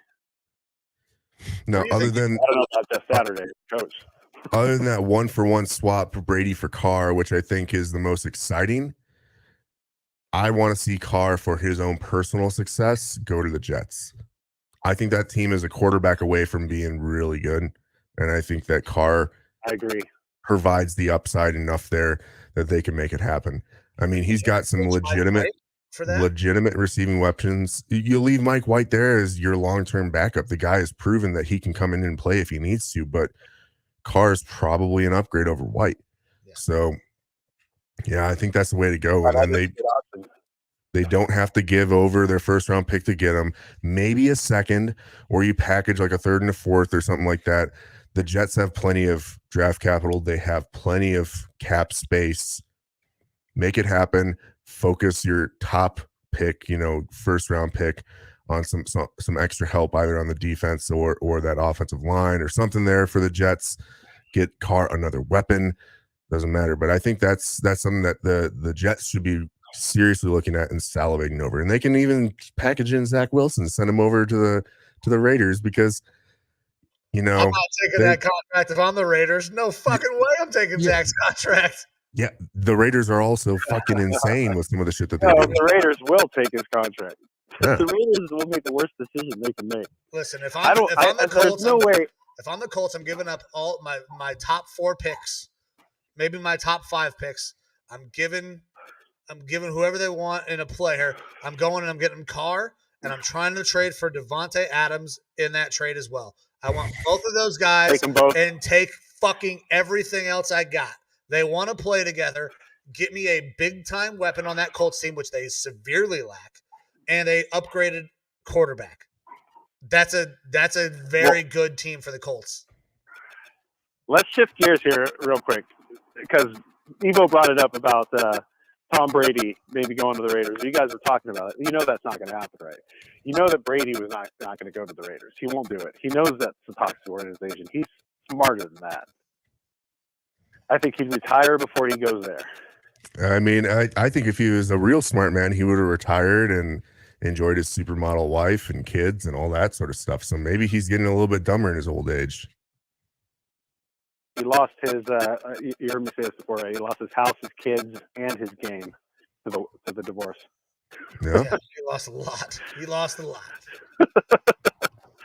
No, but I think if he does decide to play again, he's not gonna go to an organization that he doesn't fit into. I mean, he's not gonna be happy there. Not with the ownership, not with the leadership. There's no way he'd do it. He's been around long enough to know better. I think. I mean, shit. It's the end of 22. We're starting 2023. We've had some weird years the last few years. A lot of weird shit has happened, but I just don't see it. Mm-hmm. You never know. So, but yeah, this might be a trap game for the Niners, though. You never know. But I would think not fucking happen. Not a trap game. I mean, I guess another situation out there could be, you know, Aaron Rodgers is ready to call it quits or leave that Packers team, especially if they don't make the playoffs. He'd go hook up with Devontae again. Let's stick with Bryce Love. They're gonna go with Love. How about Aaron Rodgers retiring Jordan Green Love, Bay Jesus with Christ. Adams? That's Eric would want to go be back with the safety Adams blanket. Green Bay. All righty. Did you hear that? No. Can you hear me? Yeah, we can hear you. You're very staticky, man. We're trying to. I don't know if it's you or if it's us. I said, how about Rodgers and Adams? Or I'm sorry, Adams and freaking Carr go to Green Bay and Rodgers retires. I don't know that Adams will go back to Green Bay without Aaron. Not a chance. Aaron would come to Vegas to play with Devontae and Stidham, or not Stidham. Well, I guess Stidham, but Renfro and Waller and all that. Another guy who loves his quick wide receivers is Aaron Rodgers. Yeah, and Carr going to the Packers could make sense. But guys, this is going to be an exciting offseason, isn't it? Oh, I think it is. We're going to see a quarterback carousel that's going to be pretty crazy. It is going to be crazy. I'm in SV. I'm going to be at Rookies tomorrow to watch the Vikings and the Niners game on two different TVs. Sure. I'd like to see you there if you can make it, Evo. High probability I won't be able to make it there because I might be having an IV in my arm. It's going to be pulse tonight, and it's going to be rough. By the way, it is so awesome. When you are super hungover getting that IV, I did it at one of those places in Vegas. Man, I was a whole new fucking man. I got the extra vitamins, and I was good to go. Look, I may or may not have a leftover IV from my time in the military in the back of my truck right now. All right. Well, I'll talk to you guys next week, it sounds like. All right, brother. All right. Sounds good. All right. Good luck. Later, Joe. Well, it's nice that the audio kind of got figured out a little bit there towards the end. So I think it's this piece of equipment that we got. It's good. However, it is very touchy. Like cords have to be very positioned and cannot be fucking moved. So glad we got it figured out. And then I had to do some finagling with the cords here. I thought it was Joe, and I think it was us because we had no issues when producer Amber checked it with us earlier. So, yeah. But all right. So I never gave my pick for this game. I'm going to go ahead and take the 49ers minus the points as well. Might as well. The safe bet here is just take San Francisco money line. Mr. Mike over here putting money on everything. I'd just put the money line on the 49ers, but might as well for the program. Minus 9.5 for 49ers. All right. Next game up, we have the Jets and the Seahawks being played in Seattle. The line is moved a little bit. It is actually closer to even. It is Jets minus 1.5 at this point. This is a Mike White game. He's going to be starting out there for the Jets, which is always a good thing. The Seahawks, again, have kind of their defense is still a little bit reeling. Their offense is not looking as great. Geno has had not as great of performances the past two games. But this is kind of his revenge game, I guess. You know, he's going up against the team that drafted him. And the interesting thing for me is that Seattle, they've not won a game at home since October 30th. Ooh. They Ooh. have the 12th man hasn't been helping them out. And I really like this Jets team. The Jets are still out there hunting for a playoff spot. Seattle technically is, but I believe that their path is very, very difficult. So I actually like the Jets in this one, and I think I'm going to take Jets minus the points. I'm going to take Jets minus 1.5, especially because Mike White's out there. All right. Jets minus 1.5. That is a comma, not a period. All right. So yeah, Seahawks have been up and down. Like I'm very excited for Geno. I'm pumped for Geno. He got selected to his first Pro Bowl this year. After 10 years of kind of being maligned and a backup, and a not well respected backup at that, he came out and balled out, man. Like he did what he had to do to get this team in position to still technically be fighting for a playoff spot.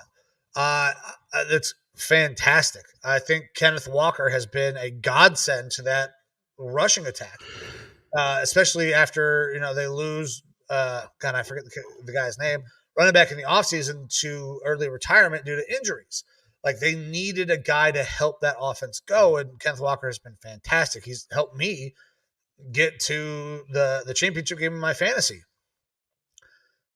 But that Jets defense is so fucking good, man. They are playing out of their minds. Garrett Wilson has been fantastic for that offense. And now he has a quarterback who can actually throw the ball, getting back into the game. The team rallies around Mike White. They really do. We see the level of play that happens when Zach Wilson's out there. There was a lift when they brought in the practice squad guy instead of Zach Wilson. And we're going to see an even bigger jump in the performances and just the level of give a fuck that we're going to on that offensive side of the ball when Mike White is out there. I do think that this has the potential to be a close game, but I don't know that it's enough. Like 1.5 is damn near a pick 'em. So I'm gonna go Jets minus the 1.5.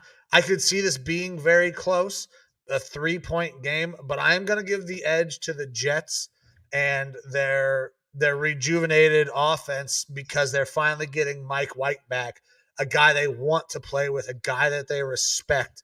That will give that offense a boost. So I'm going Jets minus the 1.5. Yep. Yeah, it's just minus 1.5 for me as well. And that's Seattle is technically still in the running here. Again, they are 7-8. You have a whole bunch of teams that are 7-8 or so here in the NFC. Right now, you've got the Eagles, Vikings, and San Francisco all locked up. Cowboys are technically locked into the playoffs here because of their record, and then following them, you have the Giants at 8-6, the Commanders at 7-7, Tampa Bay at 7-8, and then the Seahawks at 7-8, Lions 7-8, and Packers at 7-8.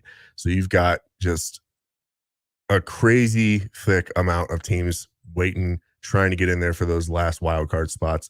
It's the same thing in the AFC, realistically. You have 5 teams locked in the playoffs with the Bills, Chiefs, Bengals, Ravens, and Chargers all locked in. And then for those last 2 wildcard spots, you're looking at the Dolphins at 8-7, Jacksonville at 7-8, New England at 7-8, the Jets at 7-8, Steelers at 7-8. Yes, the Steelers still can't get into the playoffs here, and the Titans now at 7-9. Probably not going to be able to make it at this point. And the Raiders at 6-9. But it is wild how close the Raiders are done. Yeah, it is wild how close these races are for these last wild card spots, especially with teams that have losing records at this point. It's a sort of parody in an NFL season that you like and you don't. If you're following one of those teams, it's fucking terrible because like your back just feels against the wall the whole time. And I know because I've been there so much where it's like, you're just right there at the cusp. Fucking there. You're right at the cusp of being able to make it to a playoff spot. And you're having to fight down to the last week. But as a football fan in general, it makes it way more exciting. But all right, so we'll move on from that. We have our next game, the Rams and the Chargers. Yes, the Chargers, who have locked up a playoff spot now, being played in California at essentially a neutral site. It is a home game for the Chargers, even though this is the same stadium that both the Chargers and the Rams play in. So you might see a decent mix of fans, but you probably will see more Chargers fans out there, hopefully, because they are a playoff team now. But who knows? This is a Rams team that's, up and coming, we can say, because they got Baker Mayfield out there putting up 50 Balling plus out, points. man. Never had right? a doubt. Never had a doubt that Baker was going to go out there and ball out and just be fucking all world. What a difference a system makes. What a difference some good coaching makes. And I don't know if that's a thing against Stefanski there, or if we're just going to talk about Carolina. But Baker did take us to the playoffs. He did have success in that offense. We're going to talk about the Browns offense when we get to that fucking game, but he did. But yeah, this is a Chargers team that looked a lot better last week. They got themselves into the playoffs. They're favored 6.5 points, over under of 42. And the Rams don't have anything to play for. Donald's pretty much done for the year. You are going out there with Baker to see what he's got, try to get some wins. But the Chargers are a better team. I think we're all aware of that. I don't know if they're 6.5 points better at this point, though, because they do have that position locked up getting in the playoffs. I think that they still have a little bit more to play for. They could possibly get up to like the 5 seed. I'm going to go ahead and take the Chargers money line. I'm not going to take the points on this one, just because I don't know what to expect from this Rams team being led by Baker Mayfield. I mean, last week absolutely could have been a fluke because they were playing the Broncos, but the Broncos got a good defense and they still were able to put up 51 points on them. So maybe Baker is just living his best life right now under a very good head coach in McVay. I don't know. That shows the potential that the Rams could put up a lot of points, even with a weird ragtag group of receivers, Tutu Atwell, Ben Skoranek, and Skoronek's a dude. Sleeve McDykel and all those guys out there again. So you just don't know. I have to lean towards the more complete offense out there with Eckler and Herbert and Mike Williams and Keenan Allen, and a defense that's not got their best defensive player, one of the best defensive players in the league, out for the year. They still have their pass rush out there. Bosa is getting ready to come back now. He's on that 21-day list where he's able to start practicing and stuff again, coming out of the IR. So he won't be out there for this game, but that's going to definitely help them out going to the playoffs. It's Chargers for me, money line. I just can't afford to drop the points and lay the points, which I would have done if it hadn't been for this resurgence from Baker Mayfield. Yeah. I got to go Chargers money line as well. Just like you said, man, I have no idea what the fuck I'm going to see from the Rams. I have no idea. They could come out there and they could lay an absolute egg because I've seen Baker do it. And they can go out there and put up fucking 51 points because we just saw Baker do it. And now, Cam Akers has been really good recently. He was on my bench last week and I was kicking myself for it, but at no point should I have ever played Cam Akers. I've been holding on to him since the start of the fucking year because I refused to drop him because I drafted him in the third goddamn round. Ego. Yeah, ego. That's exactly right. If we would just get rid of those egos, we could probably be a little bit better. Because I was looking at your roster midway through the year, and I was like, you need to drop Akers, man. It was just a wasted spot. Yeah, well, it was a wasted spot until last week. I didn't play him, but they've been really good. Now, the Chargers give up the most yards per carry in the NFL, and Akers has been really good recently. So there's a chance that the Rams could keep this fucking thing close. Do I think they can win? Absolutely not. I do. They're not good. When Skoranek is your best receiver, it does you shouldn't be able to put up that many points, but they're making it work. But I got to pick the Chargers on the money line because they're the better team. I just can't lay the points because Baker could come out and drop 51. I don't get it. I'm happy for Baker. I'm glad Akers is, out of the doghouse and performing well. good for those guys. This is still one of the worst Super Bowl hangovers ever. It is But the worst. It's got to be the worst. like it's insane. Yeah. But I gotta go Chargers on the money line. Like it's Yep. the only And thing.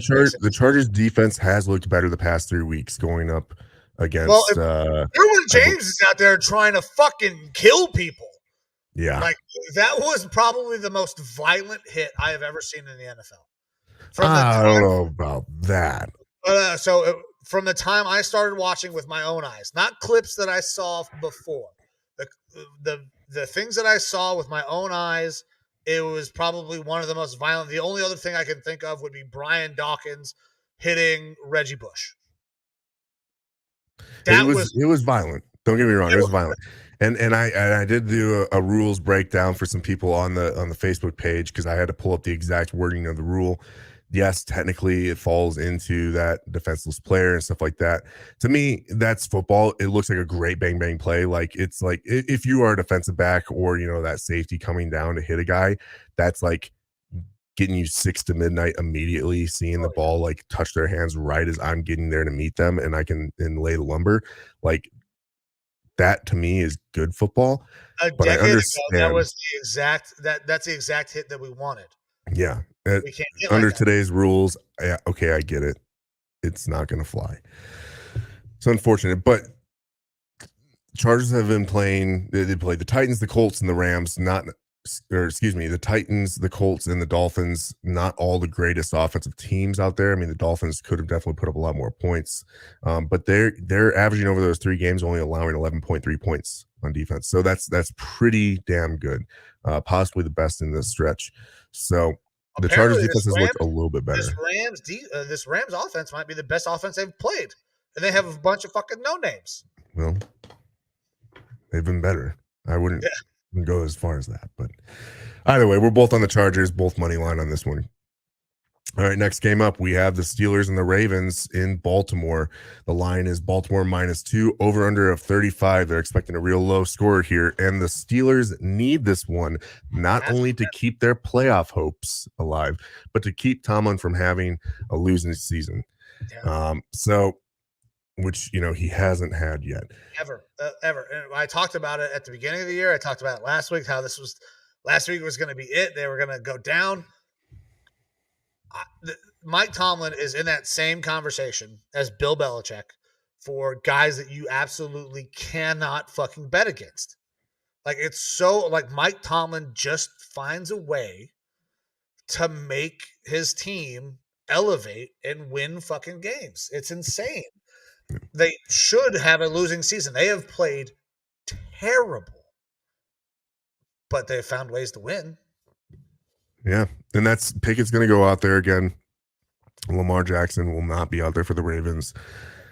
The Ravens have a more talented roster. They theoretically should win this, but I think that the Steelers have a little bit more to play for. Right now, the Ravens are in the playoffs. They're locked in. The Steelers need to win out and have a little bit more happen, I think, in order for them actually to be able to make the playoffs. So I'm going to go ahead and take the points here. So Steelers +2.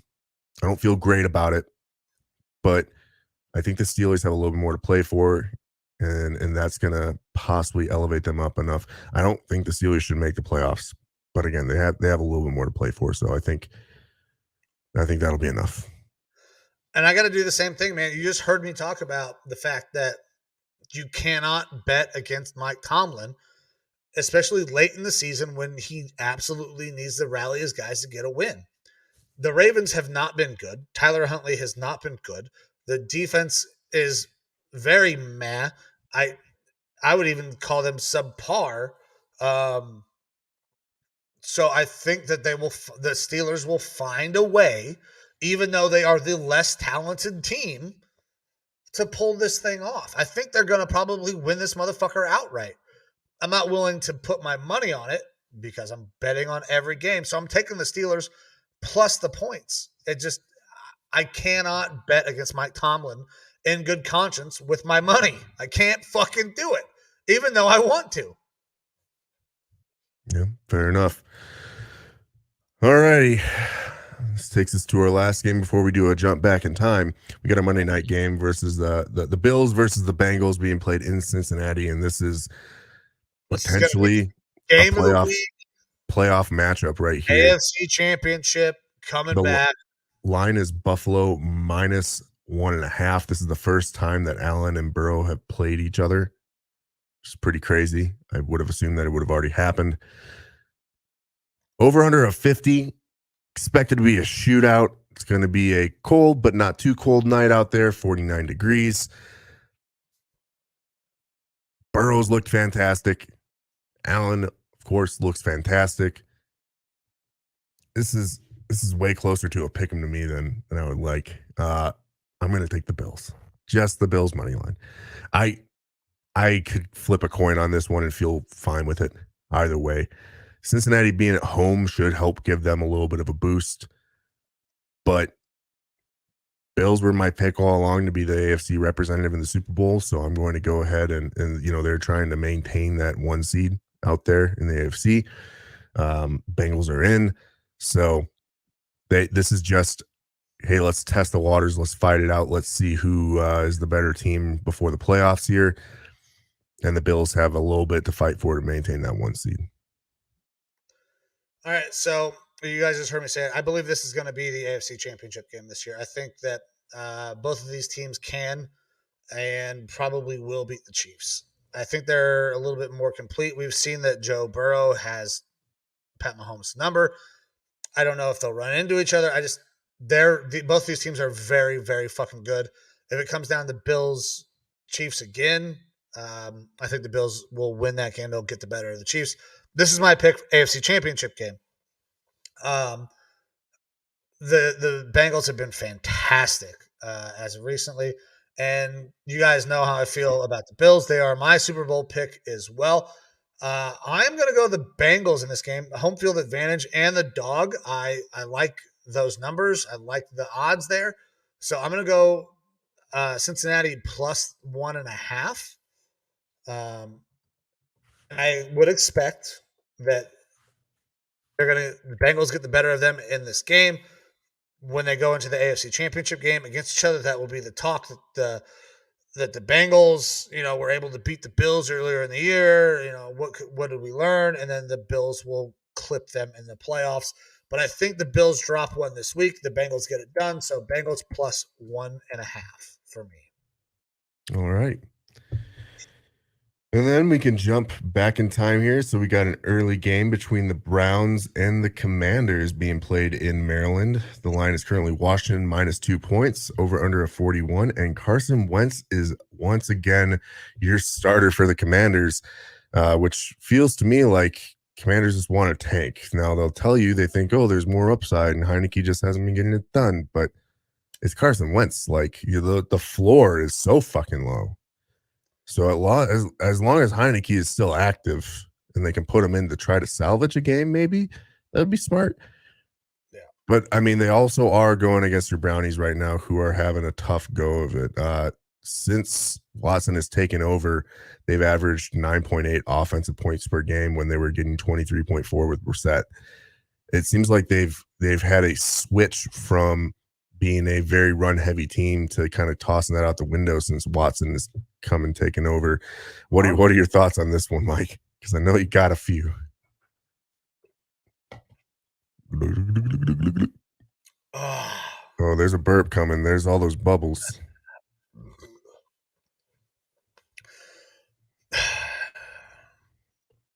Deshaun Watson is a far superior quarterback and athlete to anything that the Browns have had in a very, very long time.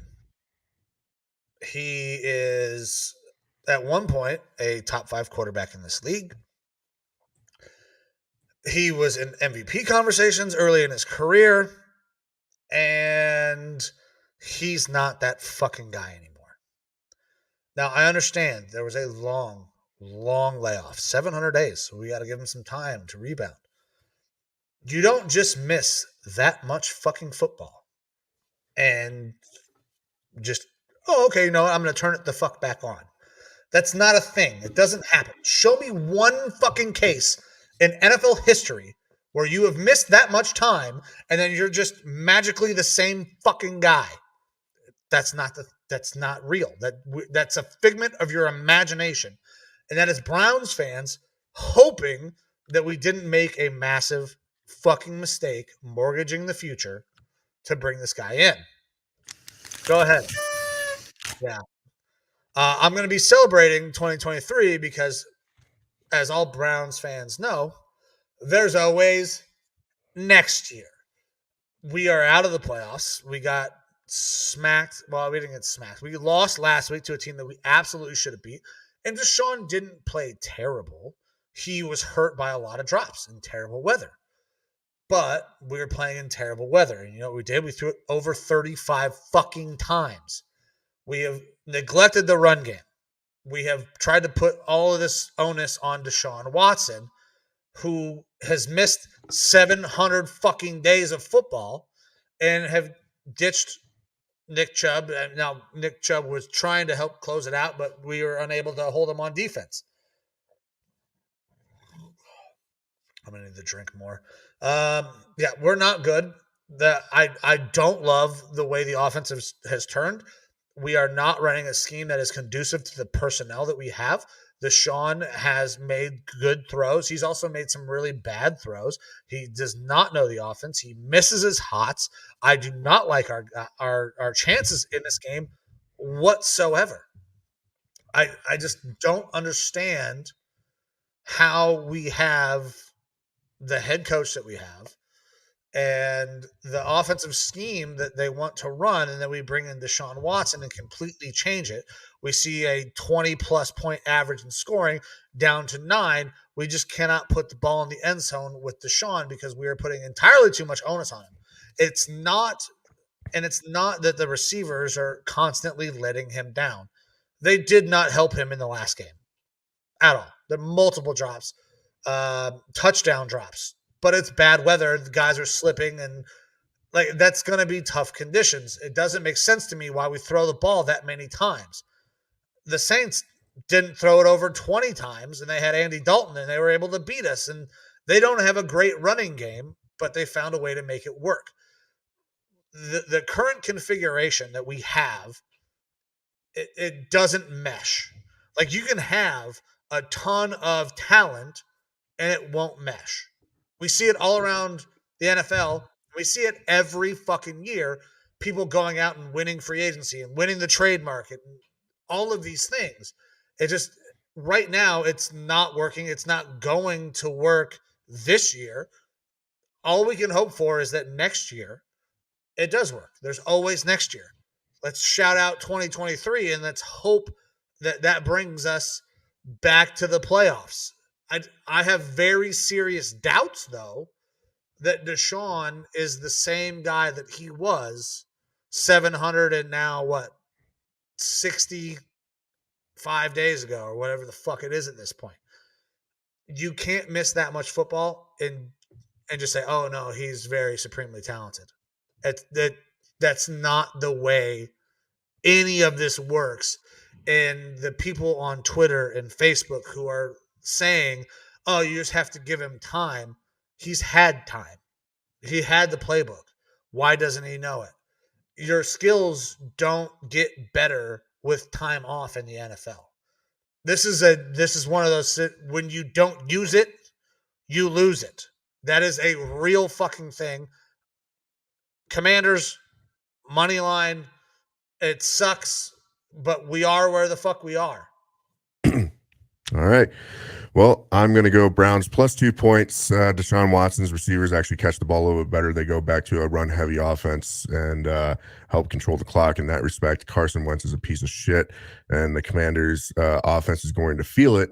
Their offensive players are going to be like, why did we just take out Heineke? We threw chains and stuff on him, trying to beat Kirk Cousins earlier because he's actually decent, and we've let him down recently and had the refs cheat and make us lose a game a couple weeks ago against the Giants. Why are we switching over to Carson Wentz? The guy's been wearing an earpiece on the sideline and not even suited up. Best bet for the Commanders to try to win is for Carson Wentz to go down with 2 ACL tears and broken fibula. All right, before we continue, We do not root for injuries on the show. No, but I'm sure the Commanders fans do because, people out there, at least ownership on that team, are pretty skeevy. So I'm going to take the Browns plus 2 points on this one. I think that you guys could win, especially if you go back to that run game. I think you've seen some progression from Watson. The fact that they were willing to throw as much as they were last week, and it was a lot of drops that put them in that spot. You start getting a couple of those catches back, and it's a wildly different score. And if you're able to focus on the run game with Chubb and stuff like that, I think that you can control the clock in that respect. So I don't like either of the teams really in this one, but I'm going to go ahead and take the Browns plus the points because whenever I seem to do that, they seem to win. Yeah, so I want to get you a win, buddy. I'll take that. Like when I bet against them and you bet for them, it works out. I will fade my fandom. I have no problem doing that.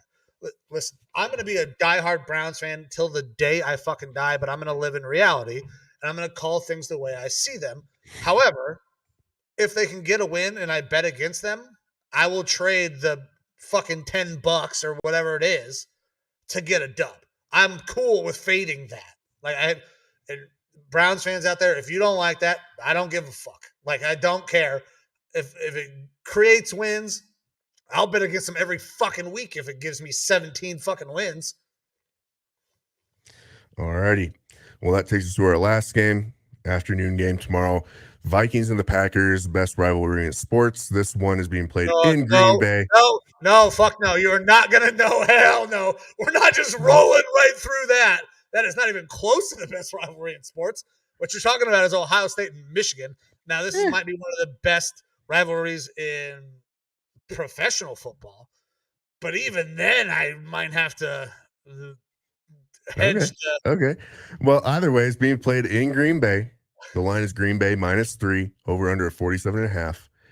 It looks like it's going to be a balmy 37. I've seen some reports here and there about potentially some precipitation. We'll see. Vikings are already locked into the playoffs. We have won the North. They're the Kings of the North. Green Bay is fighting for their life to try to get back into the playoffs. Actually, they need to win out. The most famous Browns fan of the week, Aaron Rodgers. Yeah. Pat McAfee shows big go Browns there from your boy A-Rod. And just remember, he is a scumbag. You know that picking the Browns this week helps the Packers, right? Like the Browns winning helps the Packers make it into the playoffs. I've already made other selections that help as well, and it's not going to matter if the Vikings win because the Packers need to win out and they need help.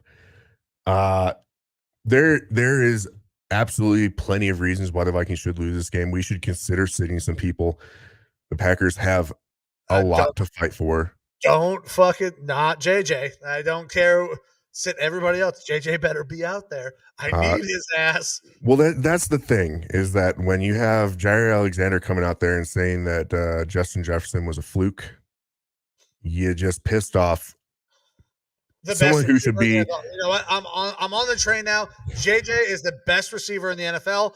I'm not only that, but I think that it is silly for him to not truly be in MVP talks this year.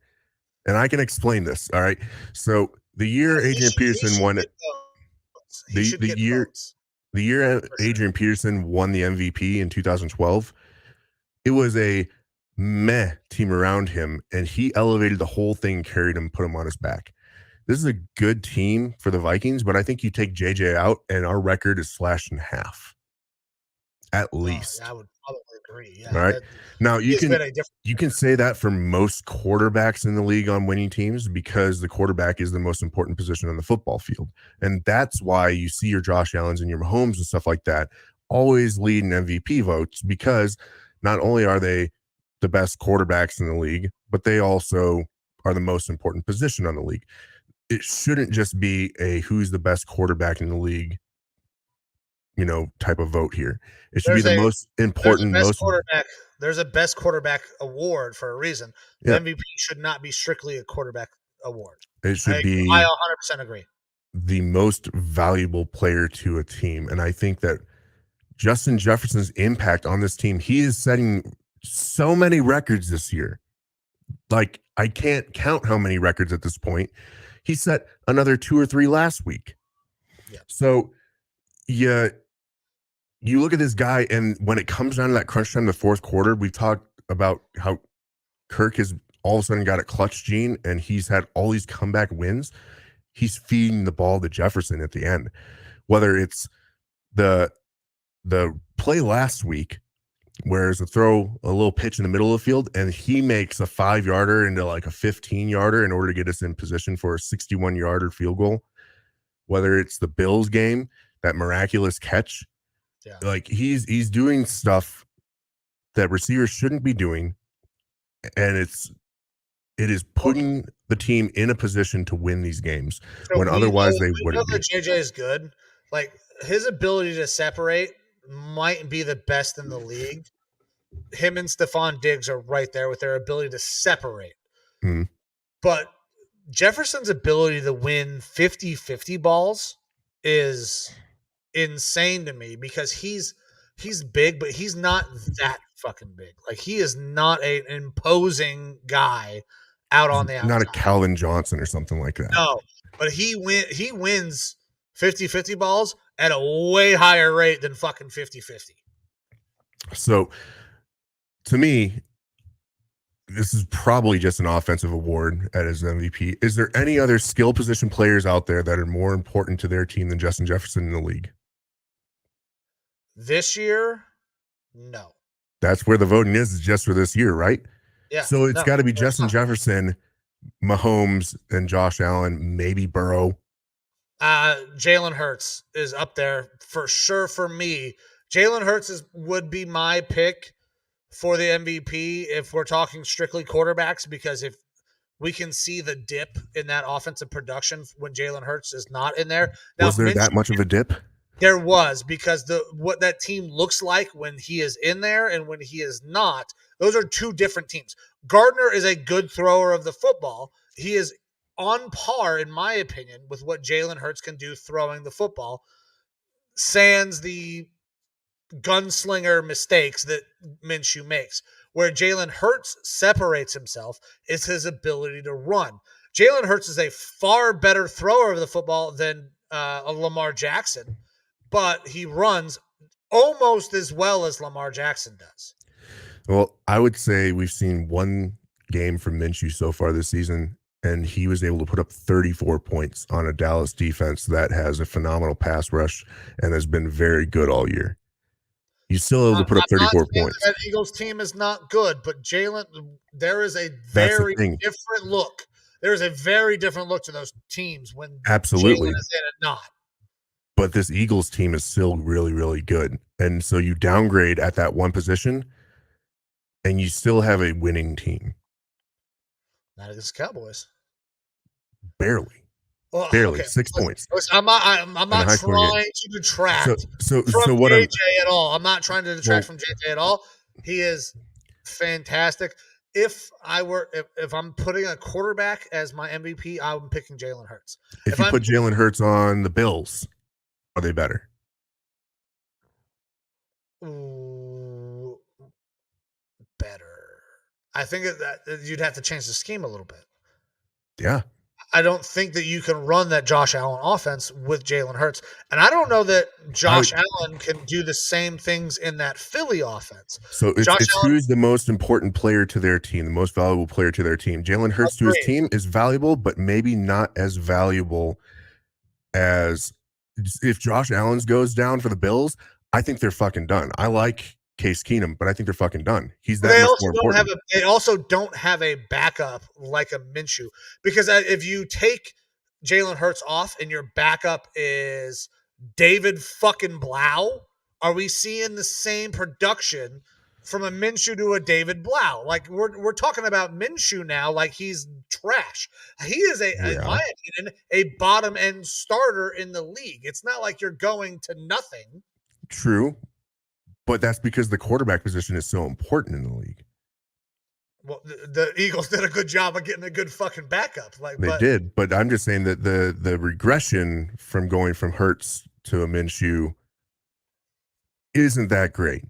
So the value isn't as great. Whereas the value on his specific team, Josh Allen's value, is head and shoulders way above. He's more valuable. Okay. That's where I get the more valuable part. And to me, that's why I think Jefferson, like if I'm going most valuable player, I'm probably looking at Josh Allen, Mahomes as the top two. Hurts was in that mix for me for sure. He's probably like third as far as quarterbacks. But I think if you go with a Justin Jefferson for a skill position type player, you take him off the team, and I think that at least 6 of those wins come off the board for the Vikings. Yeah, but I mean, but if we're talking like if you're talking a replacement level player, if you take JJ off and you add a replacement, DK Metcalf. So I still don't think that we win all those games. No, I don't think you win all of them. I think you win some of them. You're not cutting it in half. Maybe. Listen, JJ is fantastic. He's very Mike good. Evans. There's a child right behind me. Hey, baby. Hey. I think you can throw in a lot of these top end receivers, number ones on their team, and it's good, but it's not great. Wave. Hi. Hi. Okay, hey, I'm almost done. Go upstairs real quick. Hey, you can pick it up as soon as I'm done with my show. Hey, when I'm done with my show. Okay? Love you. It's okay. Sorry, man. Oh, you're good. No, so JJ he's at his position. I don't think that he's irreplaceable. I think there are guys that are in that conversation. If you put a Devontae Adams there instead of a JJ, or you put a DeAndre Hopkins fully healthy, I think that we're splitting hairs. Like, I think we're close. JJ is the best receiver in the league. I am no longer putting him top 3 because I just named the top 3 receivers in the NFL: D-Hop, Devontae, and AJ Brown. Wilson. I put AJ Brown above D-Hop. Really? Absolutely. 100%. Every day. Ooh. I think D-Hop is good. I think he's very good. He's the best receiver on his team, and that is what's making him look better. I think he's great. And I would love D-Hop on my team, but I'd take AJ Brown every day above D-Hop. Yeah. Man. 100%. Like, I don't think D-Hop is top 5. Oh, wow.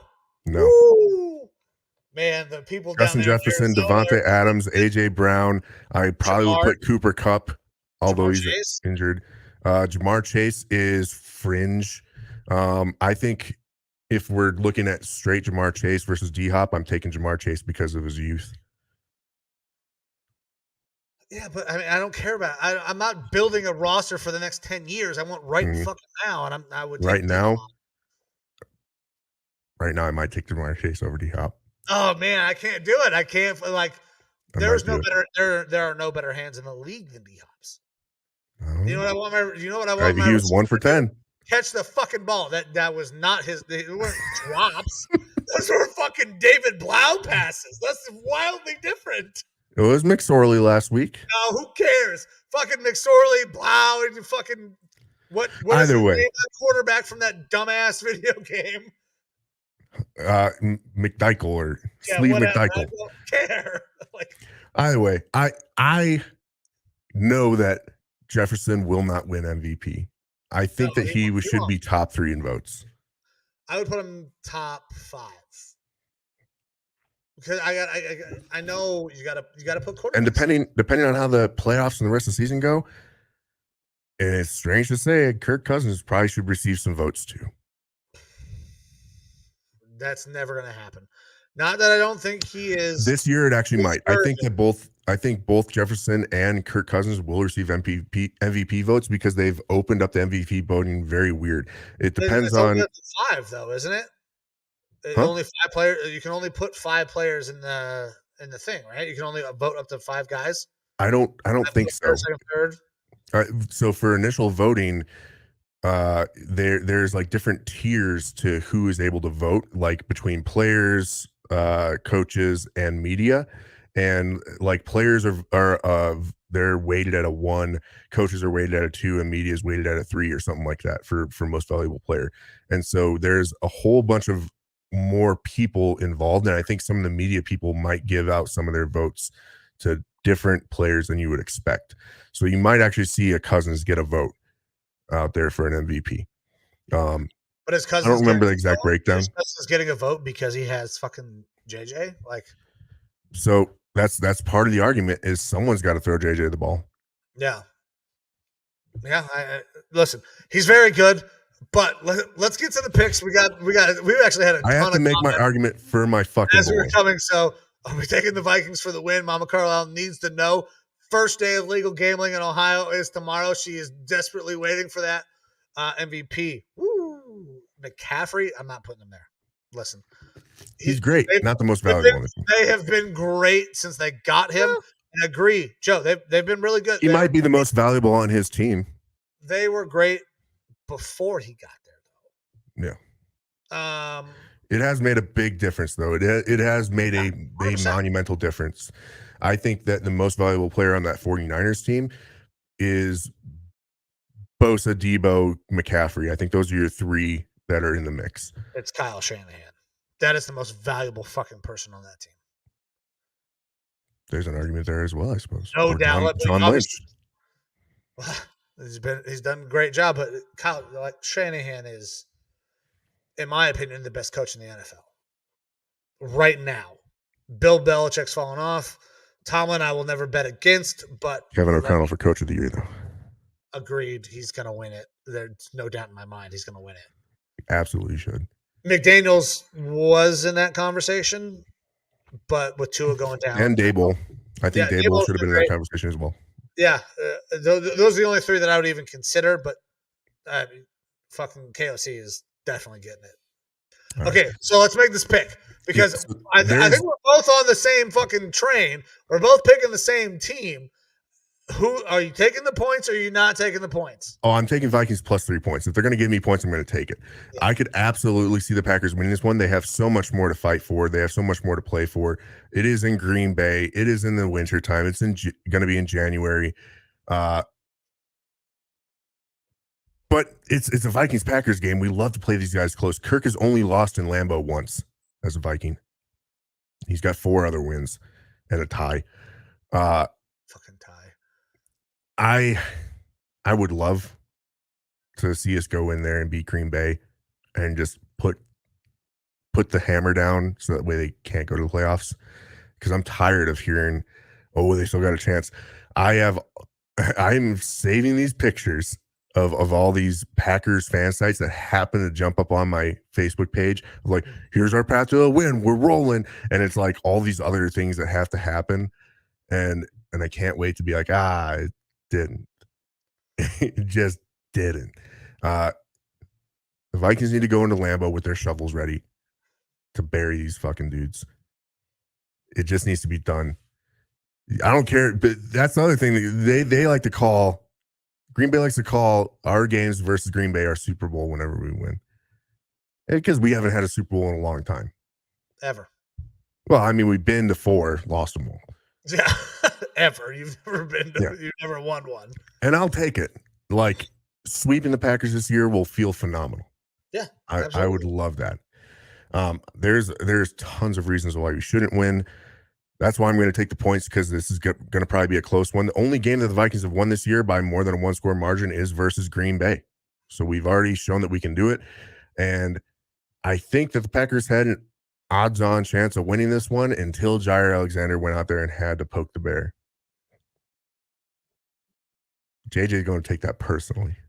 Yeah. I'm a fluke now. The people have been calling this team a fraud all year. Well, I can tell you this. There are people still calling them frauds. Like, I don't know what they could do in the playoffs. 12-3 ain't a fraud team.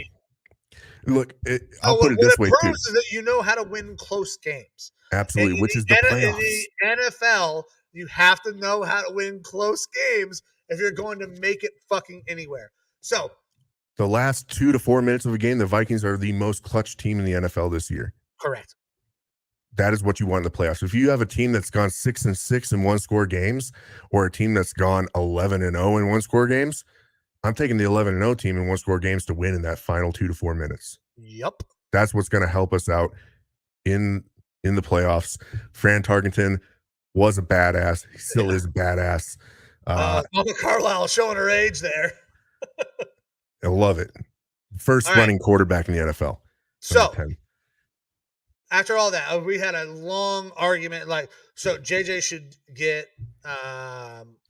MVP votes. So Top 3 in MVP votes. MVP votes for Kirk and JJ. You guys are far superior. Jair Alexander poke the bear, and then you take the fucking points. Get a sack, my guy, because I'm taking your boys money line. Give me the fucking increased odds for the money bet. You guys are winning this game outright. The Packers are done. We're not watching Aaron Rodgers in the playoffs. I was downplaying you, and then you went through all of these statistics, and then you're taking the points. You're not even taking your boys to win. Give me the fucking Vikings money line. They bury the Packers. It's over. A-Rod, your season's done. We'll see you on Maybe TV your career. or in Vegas. They got a lot of drugs in Vegas. They'll be doing some ayahuasca, maybe. That's another thing that Vikings money line. I'm down for it. I think we'll win too, but I'm going to take the points that they're going to give them to me because I'm not putting money on it as of right now. Now, Mark Schlereth, former Pro Bowl offensive lineman, he's tied into a lot of these teams. Very good. He was one of the big reporters last year talking about Aaron going to Denver. All right. And it sounds like that actually was in place, going to happen. That's why Hackett went to Denver, and then it ended up falling through. And that's why they had to throw out all sorts of shitloads of money to go out there and get Russ.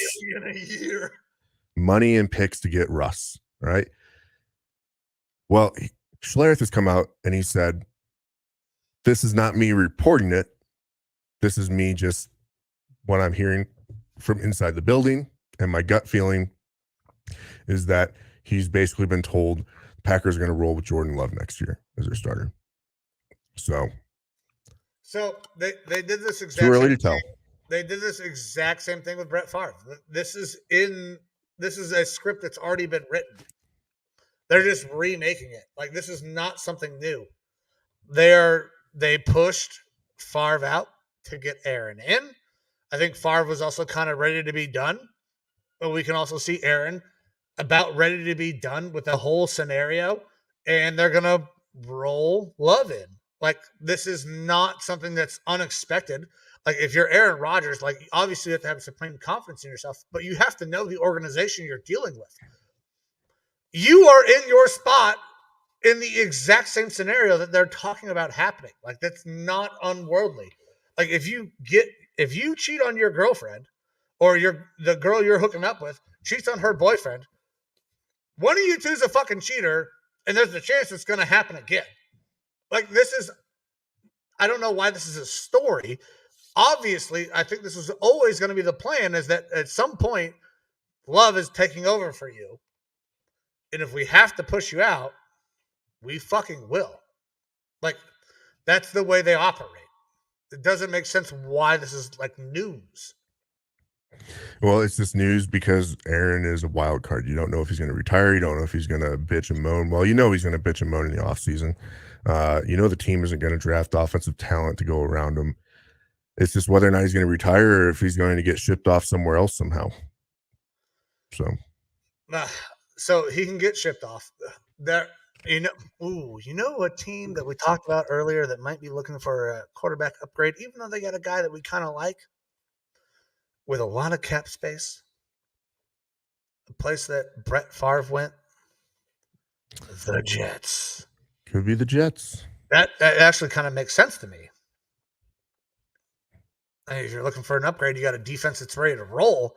You got a couple of year window. You can fucking make your hay right now in a massive fucking market. I don't think odds are that Aaron hangs them up. I think I also think the odds are that Tom hangs them up, and we'll be ushering in a whole new era of the new stars, because we've had these new stars in the building for a while. We've got our Burrows, Mahomes, Allen, Burrow, Herbert, but we still have these guys who are hanging around, leaving that mark and the legacy that, like, Russell Wilson, Aaron Rodgers, Tom Brady. It's time to, guys, you had a great career. It's time to ship you out. We're going to bring in the new crop, because The NFL is ready for the new crop because we have all of those guys. But you know what we are constantly talking about in any type of sports media? Because it's not just a small podcast like ours or any other small podcast that you'll listen to or guys that we've had on our show. They are always talking about these big name guys. It's time to wash the league of that a little bit. Time to say, okay, you know what? You had a great run. As long as they're willing to go into the sunset and bring in this new crop so we can have our new Manning versus Brady, our Phillip Rivers versus fucking Manning, because that was a huge rivalry for a long time. The Chargers just couldn't get over the hump and beat Manning. And then we had that one random team that would just show up and ball out with the Steelers and Roethlisberger. Like for over a decade, the only three goddamn quarterbacks we saw in the AFC in a Super Bowl were Manning, Brady, and Roethlisberger. That's all we fucking saw. And it's time for some new blood to usher those guys out and create this new wave, this new era when they're really, really coming into their own and owning the fucking league. Yep. I'm ready for it. Me too. All right. Well, with that, those are our games. That's it. That's it, guys. We are done. This is the end of the show. Did I finish this off? I sure did. I got a whole bottle of fucking champagne down. Guys, be safe tonight. Okay? Do not drink and drive. Go out, have fun, do your thing. Wear a condom. I cannot tell you how big of a pain in the ass children are. Go out, enjoy the evening, celebrate the new year 2023. I don't do the new year, new me. If anything, I do new year, better me. So, guys, thank you so much for tuning in. Enjoy your night. We are the Lineman Lounge. We're going to be back next week for week 18. It's going to be a wild ride after this week because there's going to be a lot of playoff implication games that go on.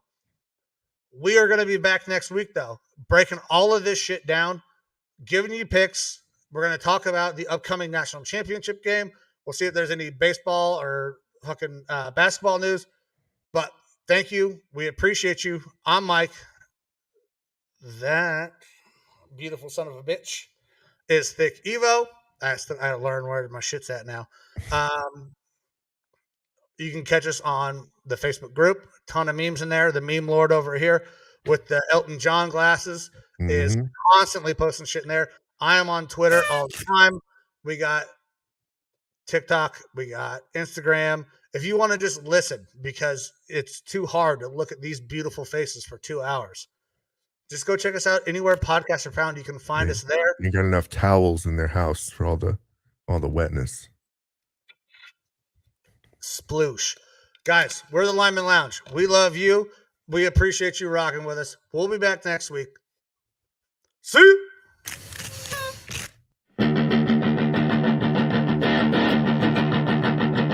Welcome to the Lineman Lounge, hosted by Mike and Evo, calling their shots and being outlandish.